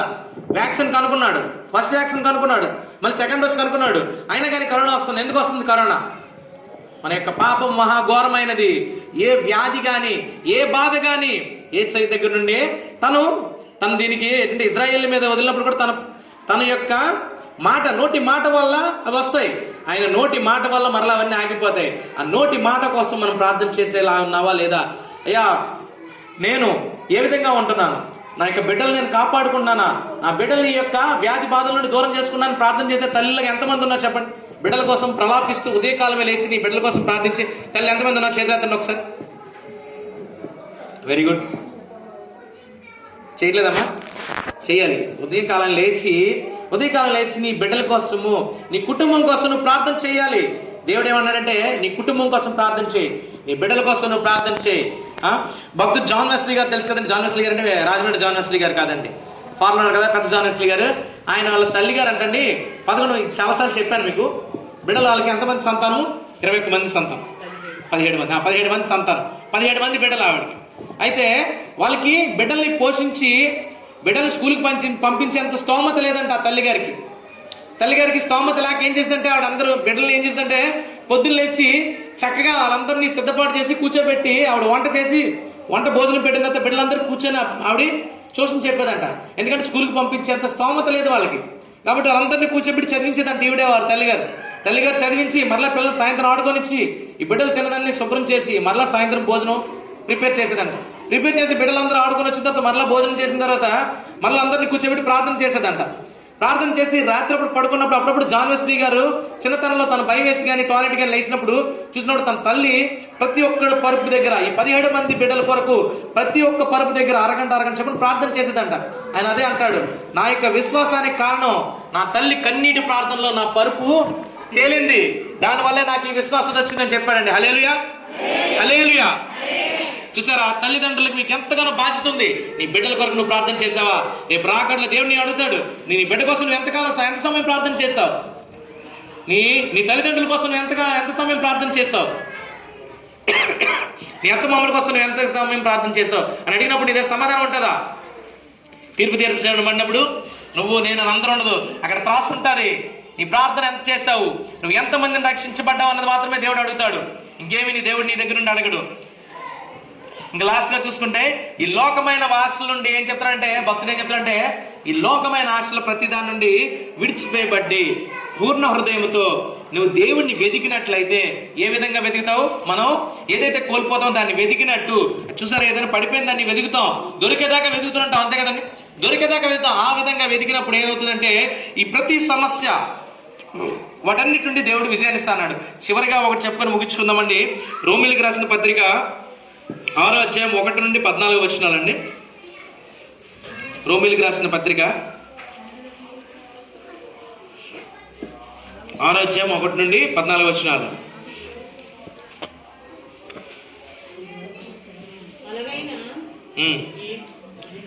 అలాగైనను ఏమందును కృప విస్తరింప వల్లనే పాపమందు నిలిచియుందున. చూడండి ఒకసారి, ఇక్కడ క్వశ్చన్ మార్క్ అండి. రోమిలికి రాసిన పత్రికలో అడుగుతున్నారు, మనం ఒకవేళ నిజంగా పాపంలో నిలిచియుందుమా? పాపంలో నిలిచి ఉండడానికి నీకు ఇష్టమా? లేక పాపము విషయమై చనిపోయిన మనము ఇక మీదట ఎలాగ దానిలో జీవించడము. ఒక విషయం అక్కడ ఆగండి. ఇక్కడ దేవుడు ఏమన్నాడంటే పాపం విషయంలో నువ్వు ఆల్రెడీ చచ్చిపోయావు. ఎందుకంటే ఎప్పుడైతే నువ్వు దేవుడిలో రక్తంలో నువ్వు ఎప్పుడైతే కడగబడ్డావో, నువ్వు ఎప్పుడైతే క్రైస్తవగా నువ్వు దేవుడిలో నీ యొక్క ప్రతిదీ ఎప్పుడైతే విడిచిపోయబడ్డావో, నువ్వు నీటిలో ఎప్పుడైతే నువ్వు ములగబడ్డావో, అప్పుడే నీ యొక్క పాత స్వరూపం అంతా చచ్చిపోయింది. అక్కడ ఏ రోజైతే ఫస్ట్ ఇలా ముంచారు దేవుడు నీ యొక్క మార్మన్స్ పొంది, అప్పుడే ఆ పాతదంతా చచ్చిపోయాడు అనమాట. ఒకవేళ ఉంటే ఆ పాతదంతా చచ్చిపోయింది. చచ్చిపోయిన దాని గురించి మనం మరలా తవ్వుకొని చూసుకుంటామండి. తవ్వుకొని చూసుకుంటాం చెప్పండి. తవ్వుకొని చూసుకోం కదా. ఎంత ప్రేమించినా ఇదైనా కానీ తవ్వుకొని చూసుకోం కదా. తవ్వుకొని చూసుకోం. అదే విధంగా అన్నారు, ఒకవేళ పాపంలో నువ్వు నిలిచిందో, ఒకవేళ అంటే చచ్చిపోయిన వాళ్ళు మరలా మన ఇంట్లోకి రాగలరా? చచ్చిపోయారని చెప్పేసి ఒకసారి పాత వేయబడ్డారు ఆల్రెడీ, వారు అక్కడికి వెళ్ళిపోయారు, మృతుల్లోకి వెళ్ళిపోయారు. వాళ్ళు మన ఇంట్లోకి రాగలరా? ఎలాగైతే రాలేరో నీలోకి పాపం రాదు. దేవుడు అదే చెప్తున్నాడు. వారు ఎలా రాలేరో నీ దగ్గరికి, అలాగే అదే విధంగా నీ దగ్గరికి పాపం రాదు. క్రీస్తు యేసులోనికి బాప్తిసము పొందిన మనమందరము ఆయన మరణంలోనికి బాప్తిసము పొందితిమని మీరు ఎరుగుదురా. కాబట్టి తండ్రి మహిమ వలన క్రీస్తు ముట్టులో నుండి ఎలాగో లేపబడునో అలాగే మనమును నూతన జీవము పొందిన వారమై నడుచుకున్నట్లు మనము బాప్తిసం వలన మరణములో పాల్పొందుటకై ఆయనతో కూడా పాతి పెట్టబడింది. చూసారా ఏమన్నారండి? మీరు ఎప్పుడైతే బాప్తిసం తీసుకున్నావో, బాప్తిసం తీసుకున్నప్పుడు పాత మనిషి, ఎవరైతే పాపపు మనిషి, పాపం చేసి లోకానుసారంగా బ్రతికే మనిషి ఆ రోజే పాతి పెట్టబడ్డాడు. ఎప్పుడైతే నువ్వు బాప్తిసం దేవుడిలో నీటిలో ముంచబడి బాప్తిసం తీసుకున్నావో, ఆ పాప మనిషి చచ్చిపోయాడు. ఆ చచ్చిపోయిన తర్వాత నువ్వు మళ్ళీ దాని గురించి ఆలోచించకూడదు. అయ్యో నేను కాలేజ్ చదువుకున్నప్పుడు ఈ విధంగా ఉన్నాను, ఏంటి ఈ విధంగా ఉన్నాను అని చెప్పేసి నువ్వు ఎప్పుడు తలుచుకోక్కర్లేదు. తలుచుకోవడం తప్పు కాదు. నేను పాపంలో ఉన్నానని చెప్పి రక్షణ కొరకు ఇంకోరితో చెప్పడం తప్పు కాదు. కానీ ఆ పాపం గురించి ఆలోచించి మరలా పాపం చేయడానికి కానీ, లేదంటే ఆ తలంపులు రావడం కానీ, అవన్నీ తప్పని చెప్తాను అనమాట దేవుడు.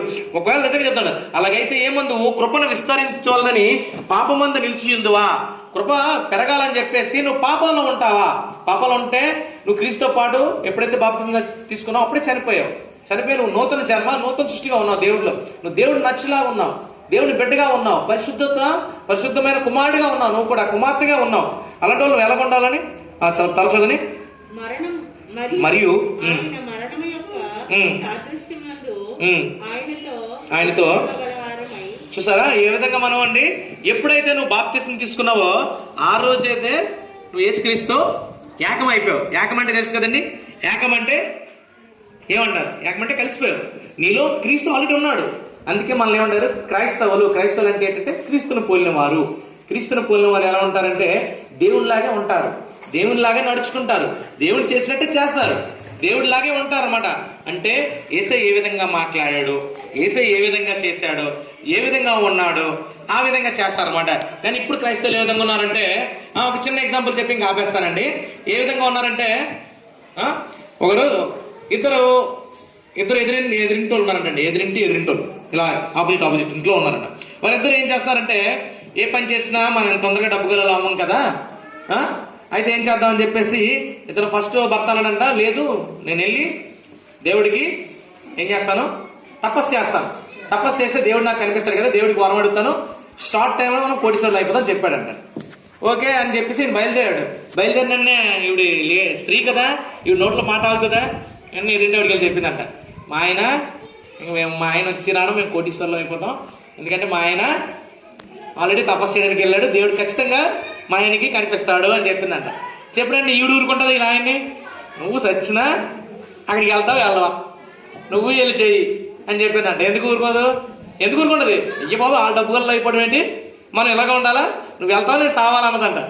ఏం చేస్తాడంటే మరి తప్పదు కదా, తప్పదు మరి భార్య మాట పట్టుకుంటారు కదా. వెళ్ళాడు, ఇతను కూడా వెళ్ళాడు తపస్సుకి వెళ్ళాడు, తపస్సు చేస్తున్నాడండి. తపస్సు చేస్తున్నాడు భయంకరమైన తపస్సు చేస్తున్నాడు. ఇంక ఇతను చేస్తున్నాడు, ఇతను మించి అతను చేస్తున్నాడు, ఇద్దరు చేస్తుంటే ఇద్దరు పోటాపోటీకి చేస్తున్నారు. అయ్యి బాబాయ్ దేవుడు అనుకున్నాడు, అమ్మ బాబాయ్ ఈ విధంగా కాదు, ఇలా కనిపించకపోతే మాత్రం నా మీద యుద్ధం చేసినట్టున్నారని చెప్పేసి వెళ్ళారంటండి. వెళ్ళి దేవుడు ప్రత్యక్షంగా అడిగాడంట, బాబు ఎంత భయంకరమైన తపస్సు చేస్తున్నా కదా, నీకేం కావాలి బాబు అని అడిగాడంటే ఫస్ట్ ఇతను అడిగాడంట, ఎదురింటి అతను అడిగాడంట, స్వామి మా ఎదురింటోడు ఏమడిగాడు స్వామి అని అడిగాడంట. ఏమడిగాడు స్వామి అతను కూడా కనిపించావు, నాకు కనిపించావు అని అడిగాడు. ఫస్ట్ నాకు కనిపించా, అతను కనిపించా అంటే, లేదమ్మా అతను ముందుకు వచ్చాడు కదా, నీకన్నా ముందు వచ్చాడు, అతను ఫస్ట్ కనిపించాను అన్నాడంట. స్వామి స్వామి అయితే స్వామి అతనికి ఏమి ఇచ్చావు వరం అడిగాడంట. అతను ఏమన్నాడంట, నేనేం ఇవ్వలేదమ్మా. అతను ఏం అడిగాడంటే, స్వామి అతను కూడా నువ్వు కనిపిస్తావు కదా, అతను ఏం అడిగినా నాకు అతను అందుకు 2 అంతలు ఇమ్మన్నాడంట. ఇతను ఆలోచించాడండి, అయ్యో నేను ఏం అడిగితే 1 కోటి రూపాయలు అడిగితే 2 కోట్లు అడిగి వచ్చేస్తుందా, ఒకవేళ నేను 1 కారు అడిగితే 2 కార్లు అడిగి వచ్చేస్తాయా, ఇలాగైతే నా ఇంటికి వెళ్ళిన తర్వాత మా ఆవిడ తెలగానే ఖచ్చితంగా గొడవ అయిపోద్ది, ఇలా కాదని చెప్పి చెప్పాడంట. స్వామి స్వామి నాకు ఒక కన్ను తీసి స్వామి అన్నాడంట. ఎందుకు తీసివాడు కన్ను, అడిగి 2 కళ్ళు పోతాయని చెప్పేసి. చూసారా వీళ్ళు వచ్చిన పని ఏంటి, ఆశీర్వాదం పొందామని వచ్చారు, కానీ వారు చేసిన పని ఏంటి, స్వార్థముతో నా దగ్గర వాడికి ఏంటంటే డబుల్ ఆశీర్వచనం వస్తుంది. ఒకవేళ నాకు 1 కోటి రూపాయలు అడిగితే 2 కోట్లు వస్తుంది, 1 కారు అడిగితే నాకు ఆడికి 2 కార్లు వస్తాయి. చూసావా నేను బాగుపడడం కాదు, ముందు ఆడు పాడైపోవాలనుకున్నాడు. చూసారా నేను బాగుపడిపోయిన వెళ్ళలేదు స్వామి, ఆడు మాత్రం పాడైపోవాలి అనుకుని ఏం చెప్పాడు, నాకు కన్ను తీసాడు స్వామి అనంట. దేవుడు కదా ఎన్న కన్ను తీసాడంటే అడిగి వెళ్ళి 2 కళ్ళు తీసాడు. చూసారా ఏమైంది, ఇద్దరు వెళ్ళి ఏం చేశారు, కళ్ళు పోగొట్టుకుని ఇంటికి వచ్చారంటే గుడ్డివారిలాగా. అలా ఉంటుంది నీ క్రైస్తవ జీవితంలో కూడా. నువ్వేం చేస్తున్నావు, ఒకవేళ ఈ విధంగా ఉన్నావా, స్వార్థంతో లోకానుసారం స్వార్థంతో ఉన్నావా, లేదంటే ప్రార్థన చేసుకుంటూ ప్రార్థనలు వెళ్తున్నావా, నీకు ఏదైనా ఇబ్బంది బాధ వచ్చినప్పుడు దేవుడిని అడుగుతున్నావా. దేవుడు ఏమన్నాడో తెలుసండి, నేను మొన్న బైబిల్ చదువుకున్నప్పుడు అయితే ఈ తర్వాత రోమీలు 1 నుండి 14 వరకు చదవండమ్మా, క్లియర్గా ఉంటుంది. దేవుడిలో ఏ విధంగా ఉండాలి, విశ్వాసంలో ఏ విధంగా ఎదగాలి క్లియర్గా ఉంటుంది. ప్రతి విషయానికి ఇక్కడ క్వశ్చన్ మార్క్ ఉంటుంది. దేవుడు అడుగుతాడు, మనం అడిగిన ప్రతి దానికి సమాధానం ఇక్కడ ఉంటుంది. నేను మొన్న దినాన్ని ఏం జరిగిందంటే, నేను ఉదయకాల సమయంలో నేను లేచినండి, నేను ఏంటంటే బైబిల్ చదువుకుంటాను. బైబిల్ చదువుకున్నప్పుడు నా యొక్క అనుదిన పఠనంగా నేను చదువుకుంటూ వస్తుంటాను. మొన్న నాకు ఒక వాక్యం వచ్చింది. వాక్యం నేను అది ఎలా కంటెస్ట్ పెట్టి చెప్దామని చెప్పేసి అనుకున్నాను. ఏంటంటే 121వ కీర్తన, కొండలతో నాకు కళ్ళెచ్చున్నాను, నాకు సహాయం ఎక్కడి నుండి వచ్చినాను వచ్చింది. అవును, నాకు దాని గురించి నేను మరలా ఆ రోజు 6-7 సార్లు చదువుకున్నాను. నేను కొండలతో నాకు కళ్ళు ఇచ్చినా నాకు సహాయం ఎక్కడి నుండి వచ్చినో, నాకు సహాయం ఎక్కడ వచ్చినా ఉన్నప్పుడు ఈ లోకానికి సంబంధమైన విషయాల గురించి కూడా నేను కూడా ఆలోచిస్తున్నప్పుడు నాకు అదే ఆలోచన వచ్చింది. అవును, కొండ అంటే చూడండి మనం ఎంత ఎత్తుగా చూస్తాం. ఈ లోకంలో కూడా దేవుడు చెప్తున్నాడు చూడండి, కొండ అంటే నువ్వు కూడా ఏం చేస్తున్నావు అంటే లోకానుసారంగా ఏ విధంగా వెళ్తున్నావు అంటే, ధనంగా ఉన్న వ్యక్తి కానీ లేదంటే బాగా ఉన్న వ్యక్తి కానీ స్థిరం పడిన వ్యక్తిని చూసి నువ్వు ఏమనుకున్నావు అంటే అక్కడికి సహాయం పొందుదని వెళ్తున్నావు. నువ్వు కూడా ఏమనుకున్నావు అంటే వాడు ధనం ఏమైనా ఇస్తాడేమో, నేనున్నప్పుడు ఈ ఇబ్బంది నుండి కానీ, ఈ యొక్క అప్పుల బాధ నుండి కానీ, ఈ ఫైనాన్షియల్ బాధ నుండి కానీ నన్ను విడుదల చేస్తాడేమో అని చెప్పేసి, వాడు కొండంత ఎత్తుగా ఉన్నాడు కదా అని చెప్పేసి మనం ఏం చేస్తామంటే వాడి దగ్గరికి వెళ్ళి ఏం చేస్తున్నాం, వాడి దగ్గరికి వెళ్ళి అడుగుదాం ట్రై చేస్తున్నాం అనమాట. దేవుడు ఏమనంటే కొండలతోటి కళ్ళు ఎత్తున్నా నాకు సహాయం ఎక్కడి నుండి వచ్చును, ఎక్కడి నుండి వస్తుంది సహాయం, ఆడు ఇవ్వగలరా డబ్బులు చెప్పండి, నీ అవసరం తగ్గ డబ్బులు అలా ఇవ్వగలరా. అవును, నీ సహాయంకి ఇప్పుడు ఇస్తారు, ఇప్పుడు ఇస్తే 1 లక్ష రూపాయలు ఇస్తారు, మరలా నువ్వు కట్టినప్పుడు 2 లక్షలు కట్టాలి, అంతే కదా, వడ్డీ అంతా కలిపి 2 లక్షలు కట్టాలి. ఏమవుతుంది, అలాంటి కొండ లాంటి వ్యక్తులు చూసుకుంటే అదే అవుతుంది. దేవుడు ఏమంటే నువ్వు కొండ లాంటి వ్యక్తులు కాదు చూడవలసింది, ఎవరి వాళ్ళ సహాయం చూడాలి. చదవండి ఒకసారి 121వ కీర్తన చూడండి, చదవమ్మా. అవును, అంతే కదమ్మా. కొండల లాంటి మనుషుల్ని ఎక్కడెక్కడ లోకస్తులైన మనుషులు ఎవరిని చూడకు. ఒకవేళ వారు ఆస్తి పరంగా కొండ లాంటి వారైనా వారిని చూడొద్దు. నువ్వు ఎవరిని చూడాలి చెప్పండి. యెహోవానే సహాయం కలుగును, ఆయన భూమి ఆకాశం సృష్టించాడు. భూమి ఆకాశంలో అంటే చూడండి, నిన్ను సృష్టించాడు, ఆ ధనవంతుడిని దేవుడే సృష్టించాడు. ధనవంతుడిని దేవుడే సృష్టించాడు, నిన్ను దేవుడు సృష్టించాడు. కానీ నా బిడ్డ అయిన నిన్ను ఆ ధనవంతుడి దగ్గర చేయి ఆదరిస్తాడు దేవుడు. చెప్పండి ఒకసారి ఆలోచించండి. నీ బిడ్డ నువ్వు కన్నా ఊరుకున్నామ్మా, 2 ఉన్నారు, ఒక తల్లికి 2 బిడ్డలు ఉన్నారు.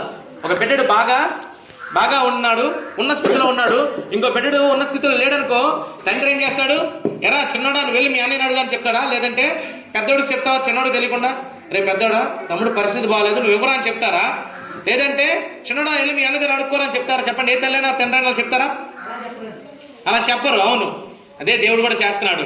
ఒకవేళ వారు కొండలా నుండి నీ దగ్గర ధనములు ఎత్తుగా ఉన్నా వారి దగ్గరికి వెళ్ళి నువ్వు అడగక్కర్లేదు, దేవుడే నీకు సహాయం చేయిస్తాడు. అదే చెప్తున్నాడు. తర్వాత చదవండి, నీ పాదములు తొట్టిల్లనివాడు, నిన్ను కాపాడువాడు కునుకడు. అవునమ్మా, నీకు ఏ బాధ రాదు, ఏ వ్యాధి రాదు, ఏ శోధన రాదు. ఈ కరోనా లాంటి 100 కరోనాలు వచ్చినా, 3rd wave 4th wave 5th wave ఎలాంటిది వచ్చినా దేవుడు ఏం చెప్తాడంటే ఏ వ్యాధి నీ దగ్గరికి రాదు. నిన్ను కాపాడువాడు కునుకడు, ఇజ్రాయేల్ని కాపాడువాడు కునుకడు నిద్రపోడు.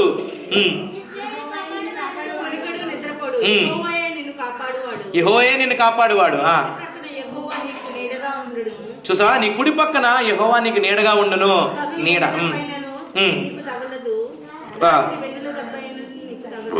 చూసారండి. అపాయము రాకుండా యెహోవా నిన్ను కాపాడును, ఉమ్, ఆయన నీ ప్రాణమును కాపాడును. ఉమ్. ఇది మొదలుకొని నిరంతరము నీ రాకపోకడే యెహోవా నిన్ను కాపాడు. ఆమేన్. చూసారా, ఇది మొదలుకొని నిరంతరం మీరు రాకపోకలేదు. నువ్వు ఎక్కడికి వెళ్ళినా, అడుగు తీసి బయట పెట్టినా, ఒకవేళ ఇంటికి వచ్చినా, ఎక్కడున్నా నిన్ను ఏం చేస్తాడు దేవుడు? దీవిస్తాడు. ఏ విధంగా దీవిస్తాడు? తన బిడ్డలు ఏమాత్రము త్రోసివేయవాడు కాదండి మన తండ్రి. తండ్రి తన బిడ్డలు తోసివేస్తాడా? తన తండ్రి బిడ్డలు ఎన్నడూ త్రోసివేయడు. తప్పైన కుమారుడు తప్పిపోయినా కానీ తండ్రి ఏమాత్రం తోసివేశాడా? ఒకవేళ తన ఆస్తి అంతా పోయింది, తండ్రితో గొడవాడి తన దగ్గర ఆస్తి అంతా తెచ్చుకొని వ్యర్థంగా ఖర్చు పెట్టాడు, కానీ తండ్రి ఏనాడు తన బిడ్డని త్రోసివేయలేదు. తన బిడ్డని వచ్చినట్టు ఏం చేశాడు? బిడ్డడు వస్తున్నాడు, చూశాడు, మాసిపోయిన బట్టలతో, చిరిగిపోయిన బట్టలతో, కంపుతో వస్తున్నాడు. ఆయన పరిగెట్టుకుని వెళ్ళి ఎలా కౌగిలించుకున్నాడు, చక్కగా కౌగిలించుకున్నాడు, ముద్దు పెట్టుకున్నాడు. అదే విధంగా నీ తండ్రి అనే దేవుడు కూడా నీ స్థితిని, నీ పరిస్థితిని అంతటిని మార్చివేస్తాడు. ఎప్పుడు మార్చివేస్తాడు? తప్పైన పిల్లడు కూడా ఏం చేశాడు? తప్పైన కుమారుడు ఏం చేశాడు? నేను ఇక్కడ ఉంటే ఆహారం దొరకదు, ఇక్కడ ఉంటే నేను పందులు పొట్టే తినాలి, ఒకవేళ రేపు పొద్దున పందులు పొట్టు కూడా ఉండదు, నాకు తండ్రి దగ్గరికి వెళ్తే నేను పనైనా చేసుకుంటానని పశ్చాత్తాపడ్డాడు. అదేవిధంగా క్రైస్తవ జీవితంలో కూడా నువ్వు కూడా పశ్చాత్తాపడి, దేవుడు నాకు దేవుడు ఉన్నాడు, నా శ్రమల్లోంచి, నా బాధలోంచి, నా ఇబ్బందుల్లోంచి, నా వ్యాధిలోంచి విడుదల దయచేసే దేవుడు ఉన్నాడు. నేను ఎవరి వైపు చూడను. క్రైస్తవ నువ్వు ఎవరి వైపు చూడక్కర్లేదు. నేను ఎవరి వైపు చూడను, దేవుడి వైపు చూస్తానని తీర్మానం చేసుకున్నప్పుడు దేవుడు ఏం చెప్తాడంటే, ఏం చేస్తాడు? నేను వచ్చినప్పుడు ప్రేమగా హత్తుకొని నీకు ముద్దు పెట్టుకొని నీకేం చేస్తాడు? వెంటనే ఏం చేశాడు? తన తండ్రి తన ఉంగరం తీస్తానా చేతి తొడిగాడు. ఉంగరం తీసి తొడగడం అంటే రాజుకి పట్టాభిషేకం చేసినట్టు. ఏ విధంగా అయితే పట్టాభిషేకం చేశాడు ఆ విధంగా చేశాడు. తను తీసుకొచ్చాడు. తన బిడ్డకి ఏం చెప్పాడు? స్నానం చేయించండి, తనకు మంచి దుస్తులు కట్టండి, తన కోసం గొర్రె పిల్లలు వధించమన్నాడు. ఒక పండుగ చేసుకున్నాడు. కుమారుడు ఏంటి సాధించుకొని రాలేదు, అన్ని కోల్పోయి వచ్చాడు. అన్ని కోల్పోయి, జీవితాలు అన్ని కోల్పోయి, తన దగ్గర ఉన్న ఆస్తి లేదు, తన ఫ్రెండ్స్ లేదు, తన తాలూకు ఏమీ లేదు. ఏమీ లేకపోయినా తండ్రి బాధపడలేదు. నువ్వు రావడమే నాకు సంతోషము. అదే దేవుడు కూడా అదే అన్నాడు. యేసయ్య నిన్ను ఈరోజు అదే విధంగా చూస్తున్నాడు. నీ ఆస్తి కాదు, నీ తాలూకా పరిస్థితి కాదు, నీ కుటుంబం కాదమ్మా, నువ్వు రా నా దగ్గరికి. నువ్వు వస్తే చాలు, నీ ఒక్కదాని వస్తే చాలు, నేను నిన్ను ఏం చేస్తాను? హెచ్చిస్తాను, నిన్ను దీవిస్తాను, నిన్ను నా బిడ్డగా చేసుకుంటా అంటున్నాడు దేవుడు. ఈ వాక్యం ఫలించలాగా ప్రార్థనతో మనం ముగించుకుందామండి. అందరూ తల వంచి కళ్ళు మూసుకోండి. మహాపరిశుద్ధుడా, మహోన్నతుడా, మహిమగల రాజానికి వందనాలు తండ్రి. నాయన అవును దేవా, మేము కూడా యేసయ్య ఈ విధంగా తండ్రి, నాయన యేసయ్య విశ్వాసములో మేము యేసయ్య కోల్పోయిన విశ్వాసంతో ఉన్నాం తండ్రి. ఇర్మియా చెప్పారు తండ్రి, అవును తండ్రి, విశ్వాసములో మీరు ఉందిరా, లేదంటే సర్పం యొక్క యుక్తి గలగా లోకంలో యొక్క యేసయ్య ఈ యొక్క శోధంలో పడి మమ్మల్ని మేము యేసయ్య క్రైస్తవులుగా మా యొక్క జీవితాల్లో మేము యేసయ్య నిన్ను దూరం చేసుకుంటున్నామా? లేదంటే నాయన మేము చదివిన ఈ వాగ్దానం ద్వారా అవును తండ్రి, మేము యేసయ్య బయట లోకానుసారంగా చూసి ఈ యొక్క శారీరకమైన వాటిని చూసి ఒకవేళ మేము కొండలా కనిపించే వాటి వరకు ఎదురు చూస్తున్నామా? లేదంటే నీ వైపు చూస్తున్నామా? నాయన మమ్మల్ని ఒక్కసారి నాయన జ్ఞాపకం చేసుకో తండ్రి. ఈ తప్పిపోయిన కుమారుడు లాంటి వారు ఆయన మమ్మల్ని ఒక్కసారి జ్ఞాపకం చేసుకో తండ్రి. విశ్వాసంలో మేము తప్పిపోయిన కుమారుడు లాంటి వారు తండ్రి. ఈ సంవత్సరంలో నాయన ఈ యొక్క మొదటి నెలలో నాయన నీ యొక్క సన్నిధిలోకి వచ్చి మేమందరము ఒప్పుకొంచు, నీ యొక్క సన్నిధిలో మా పాపములన్నీ కడుక్కుంటూ తండ్రి, ఈ ఆదివారం ఆరాధన దినము నీ వాక్యముతో మేము యేసయ్య మా మనసు కడుక్కొని తండ్రి, మేము మరలా నీలో పుట్టి నాయన నీలో ఎదగాలని ఒక తీర్మానం చేసుకుంటున్నాం తండ్రి. మా అందరికీ నడిపించు తండ్రి. నాయన మా యొక్క కుటుంబ విషయంలో యేసయ్య మేము ప్రార్థిస్తున్నాం తండ్రి. ఇప్పుడు యేసయ్య మేము విన్న వాక్యము మా హృదయాల్లో బదులుపరుచుకొని కుటుంబంలో మేము మరలా చదువుకొని ఆయన మేమందరము నాయన గృహములకు వెళ్ళినప్పుడు సంతోషంతో వెళ్ళడానికి, అదేవిధంగా మాలో ఉన్న ఇబ్బందులు, ఆర్థికమైన ఇబ్బందులు, నాయన ఫైనాన్షియల్ ఇబ్బందులు, నాయన ఇంకనూ నాయన అప్పుల బాధలు, నాయన యేసయ్య వ్యాధి బాధల గురించి కానీ, ఈ కుటుంబంలో ఉన్న ఇబ్బందులు కానీ, నాయన బిడ్డల్లో ఉన్న అనారోగ్యములు కానీ, ఆయన విద్య సంబంధించిన ఇబ్బందులు కానీ, ప్రతి ఇబ్బంది కొరకు ప్రార్థిస్తున్నాం తండ్రి. ఎవరైతే నాయన దూరంగా ఉన్న బిడ్డలో నాయన ఈ ఆదివారం రాకుండా నాయన యేసయ్య ఉన్నారో ఆ బిడ్డల కొరకు ప్రార్థిస్తాం. ఈ మైక్ లో ఉంటున్న ప్రతి బిడ్డల కొరకు ప్రార్థిస్తున్నాం తండ్రి. మీరే సహాయమును దయచేయండి తండ్రి. ప్రతి బిడ్డతో మీరు మాట్లాడని మేము నమ్ముచున్నాం తండ్రి. వాక్యమైన నాయన నువ్వై ఉన్నావు తండ్రి, నువ్వే వాక్యమై ఉన్నావని మేము నమ్ముచున్నాం తండ్రి. నాయన యేసయ్య వాక్యం మాలో ఫలించులాగా, ఈ వాక్యానుసారంగా మేము జీవించేలాగా మాకు శక్తిని దయచేయండి. మాలో ఉన్న ప్రతి బిడ్డని దీవించండి తండ్రి. అవును తండ్రి, ఏ బిడ్డమైనా నాయన ఎటువంటి యేసయ్య వ్యర్థమైన వాటిని ప్రేమించకుండా, వ్యర్థమైన వాటి గురించి వెతకకుండా సహాయం దయచేయండి తండ్రి. ఆయన ఏ బిడ్డ నాయన ఏసయ్య ఇప్పుడు మేము మాట్లాడిన ప్రతి బిడ్డ గురించి ప్రార్థిస్తాం తండ్రి. ఆయన మీరే సహాయం దయచేయండి తండ్రి. ఆయన లోకాశల వైపు ఏసయ్య, లోకాశల వైపు మేము వెళ్లకుండా, లోకం వైపు పరిగెట్టకుండా మీరు సహాయం దయచేయండి తండ్రి. ప్రతి బిడ్డని పేరు పేరుని జ్ఞాపకం చేసుకున్నాం తండ్రి. ఇక్కడ కూడుకొని వచ్చిన ప్రతి బిడ్డని దీవించండి, ప్రతి బిడ్డని ఐశ్వర్యంతో నింపండి తండ్రి. ఆయన వారిలో ఉన్న ఇబ్బందుల గురించి కానీ, ఆయన వారిలో ఉన్న వేసే కుటుంబ కలహాములు కానీ, ఆయన ఏమున్నా ఏసు నామములు వేసే ప్రతిదీ జ్ఞాపకం చేసుకున్న మీరు సహాయం దయచేయండి తండ్రి. ఆయన ఎటువంటి ఇబ్బందులు కానీ ఏమన్నా తీసేయండి తండ్రి. మా సంఘ కాపరి గురించి ప్రార్థిస్తాం. సంఘ కాపరిని దీవించండి ఏసయ్య. మీరు ఏసయ్య సంఘ కాపరిని జ్ఞాపకం చేసుకోండి. బయటికి వెళ్ళి వస్తుండగా ఆయన దీవించి ఆశీర్వదించండి. మా దగ్గరికి రాబోతుండగా మీరే తోడండి, నడిపించండి తండ్రి. ఆయన ఏసయ్య సంఘ కాపరి కుటుంబం గురించి ప్రార్థిస్తాం. తోడుకొని నడిపించండి తండ్రి. ఇక్కడ ఉన్న ప్రతి బిడ్డ కొరకు నాయన సహాయం దయచేయండి తండ్రి. ఆయన మేము తిరిగి వెళ్తుండగా మా కుటుంబాన్ని జ్ఞాపకం చేసుకోండి. మాకు ఏసయ్య మీరే సహాయం దయచేయండి తర్లా తండ్రి. నాయన మేము మరలా వచ్చినంత వరకు మీరు సహాయం దయచేయండి ఏసయ్య. మేము మీ శక్తిలో మీ యొక్క ఏసయ్య సేవలో ఎదుగుటకు సహాయం దయచేయండి. ఇక్కడ బిడ్డల్లో కూడా ఏసయ్య నీ యొక్క ప్రార్థన యోధుల గురించి ప్రార్థిస్తున్నాం. ఆయన సువార్థికులుగా ఉన్న బిడ్డల గురించి ప్రార్థిస్తాం. మీరే మాకు సహాయం దయచేయండి. ఈ సంవత్సరంలో మేము ఒక కొత్త జీవితము, కొత్త ఏసయ్య వరవని దిద్దే భాగ్యము దయచేయండి తండ్రి. ఈ వాక్యమైన ప్రతి బిడ్డకి మీరు ఏసయ్య ఆశీర్వాదము దయచేయమని మహిమ ఘనత స్తుతుల స్తోత్రాలు మీకు ఆరోపిస్తూ యేసు నామమున అడిగి వేడుకుంటున్నాం తండ్రి. ఆమేన్, ఆమేన్. హల్లెలూయా, హల్లెలూయా. చేతులు పైకెత్తి గట్టిగా హల్లెలూయా చెప్పండి. హల్లెలూయా, హల్లెలూయా. ఈ వారంలో ఏమైనా ప్రకటనలు ఉన్నాయండి? ఎవరింటి దగ్గర ఏమైనా ప్రార్థనలు కానీ ఏమైనా ప్రకటనలు ఏమైనా ఏం లేవా?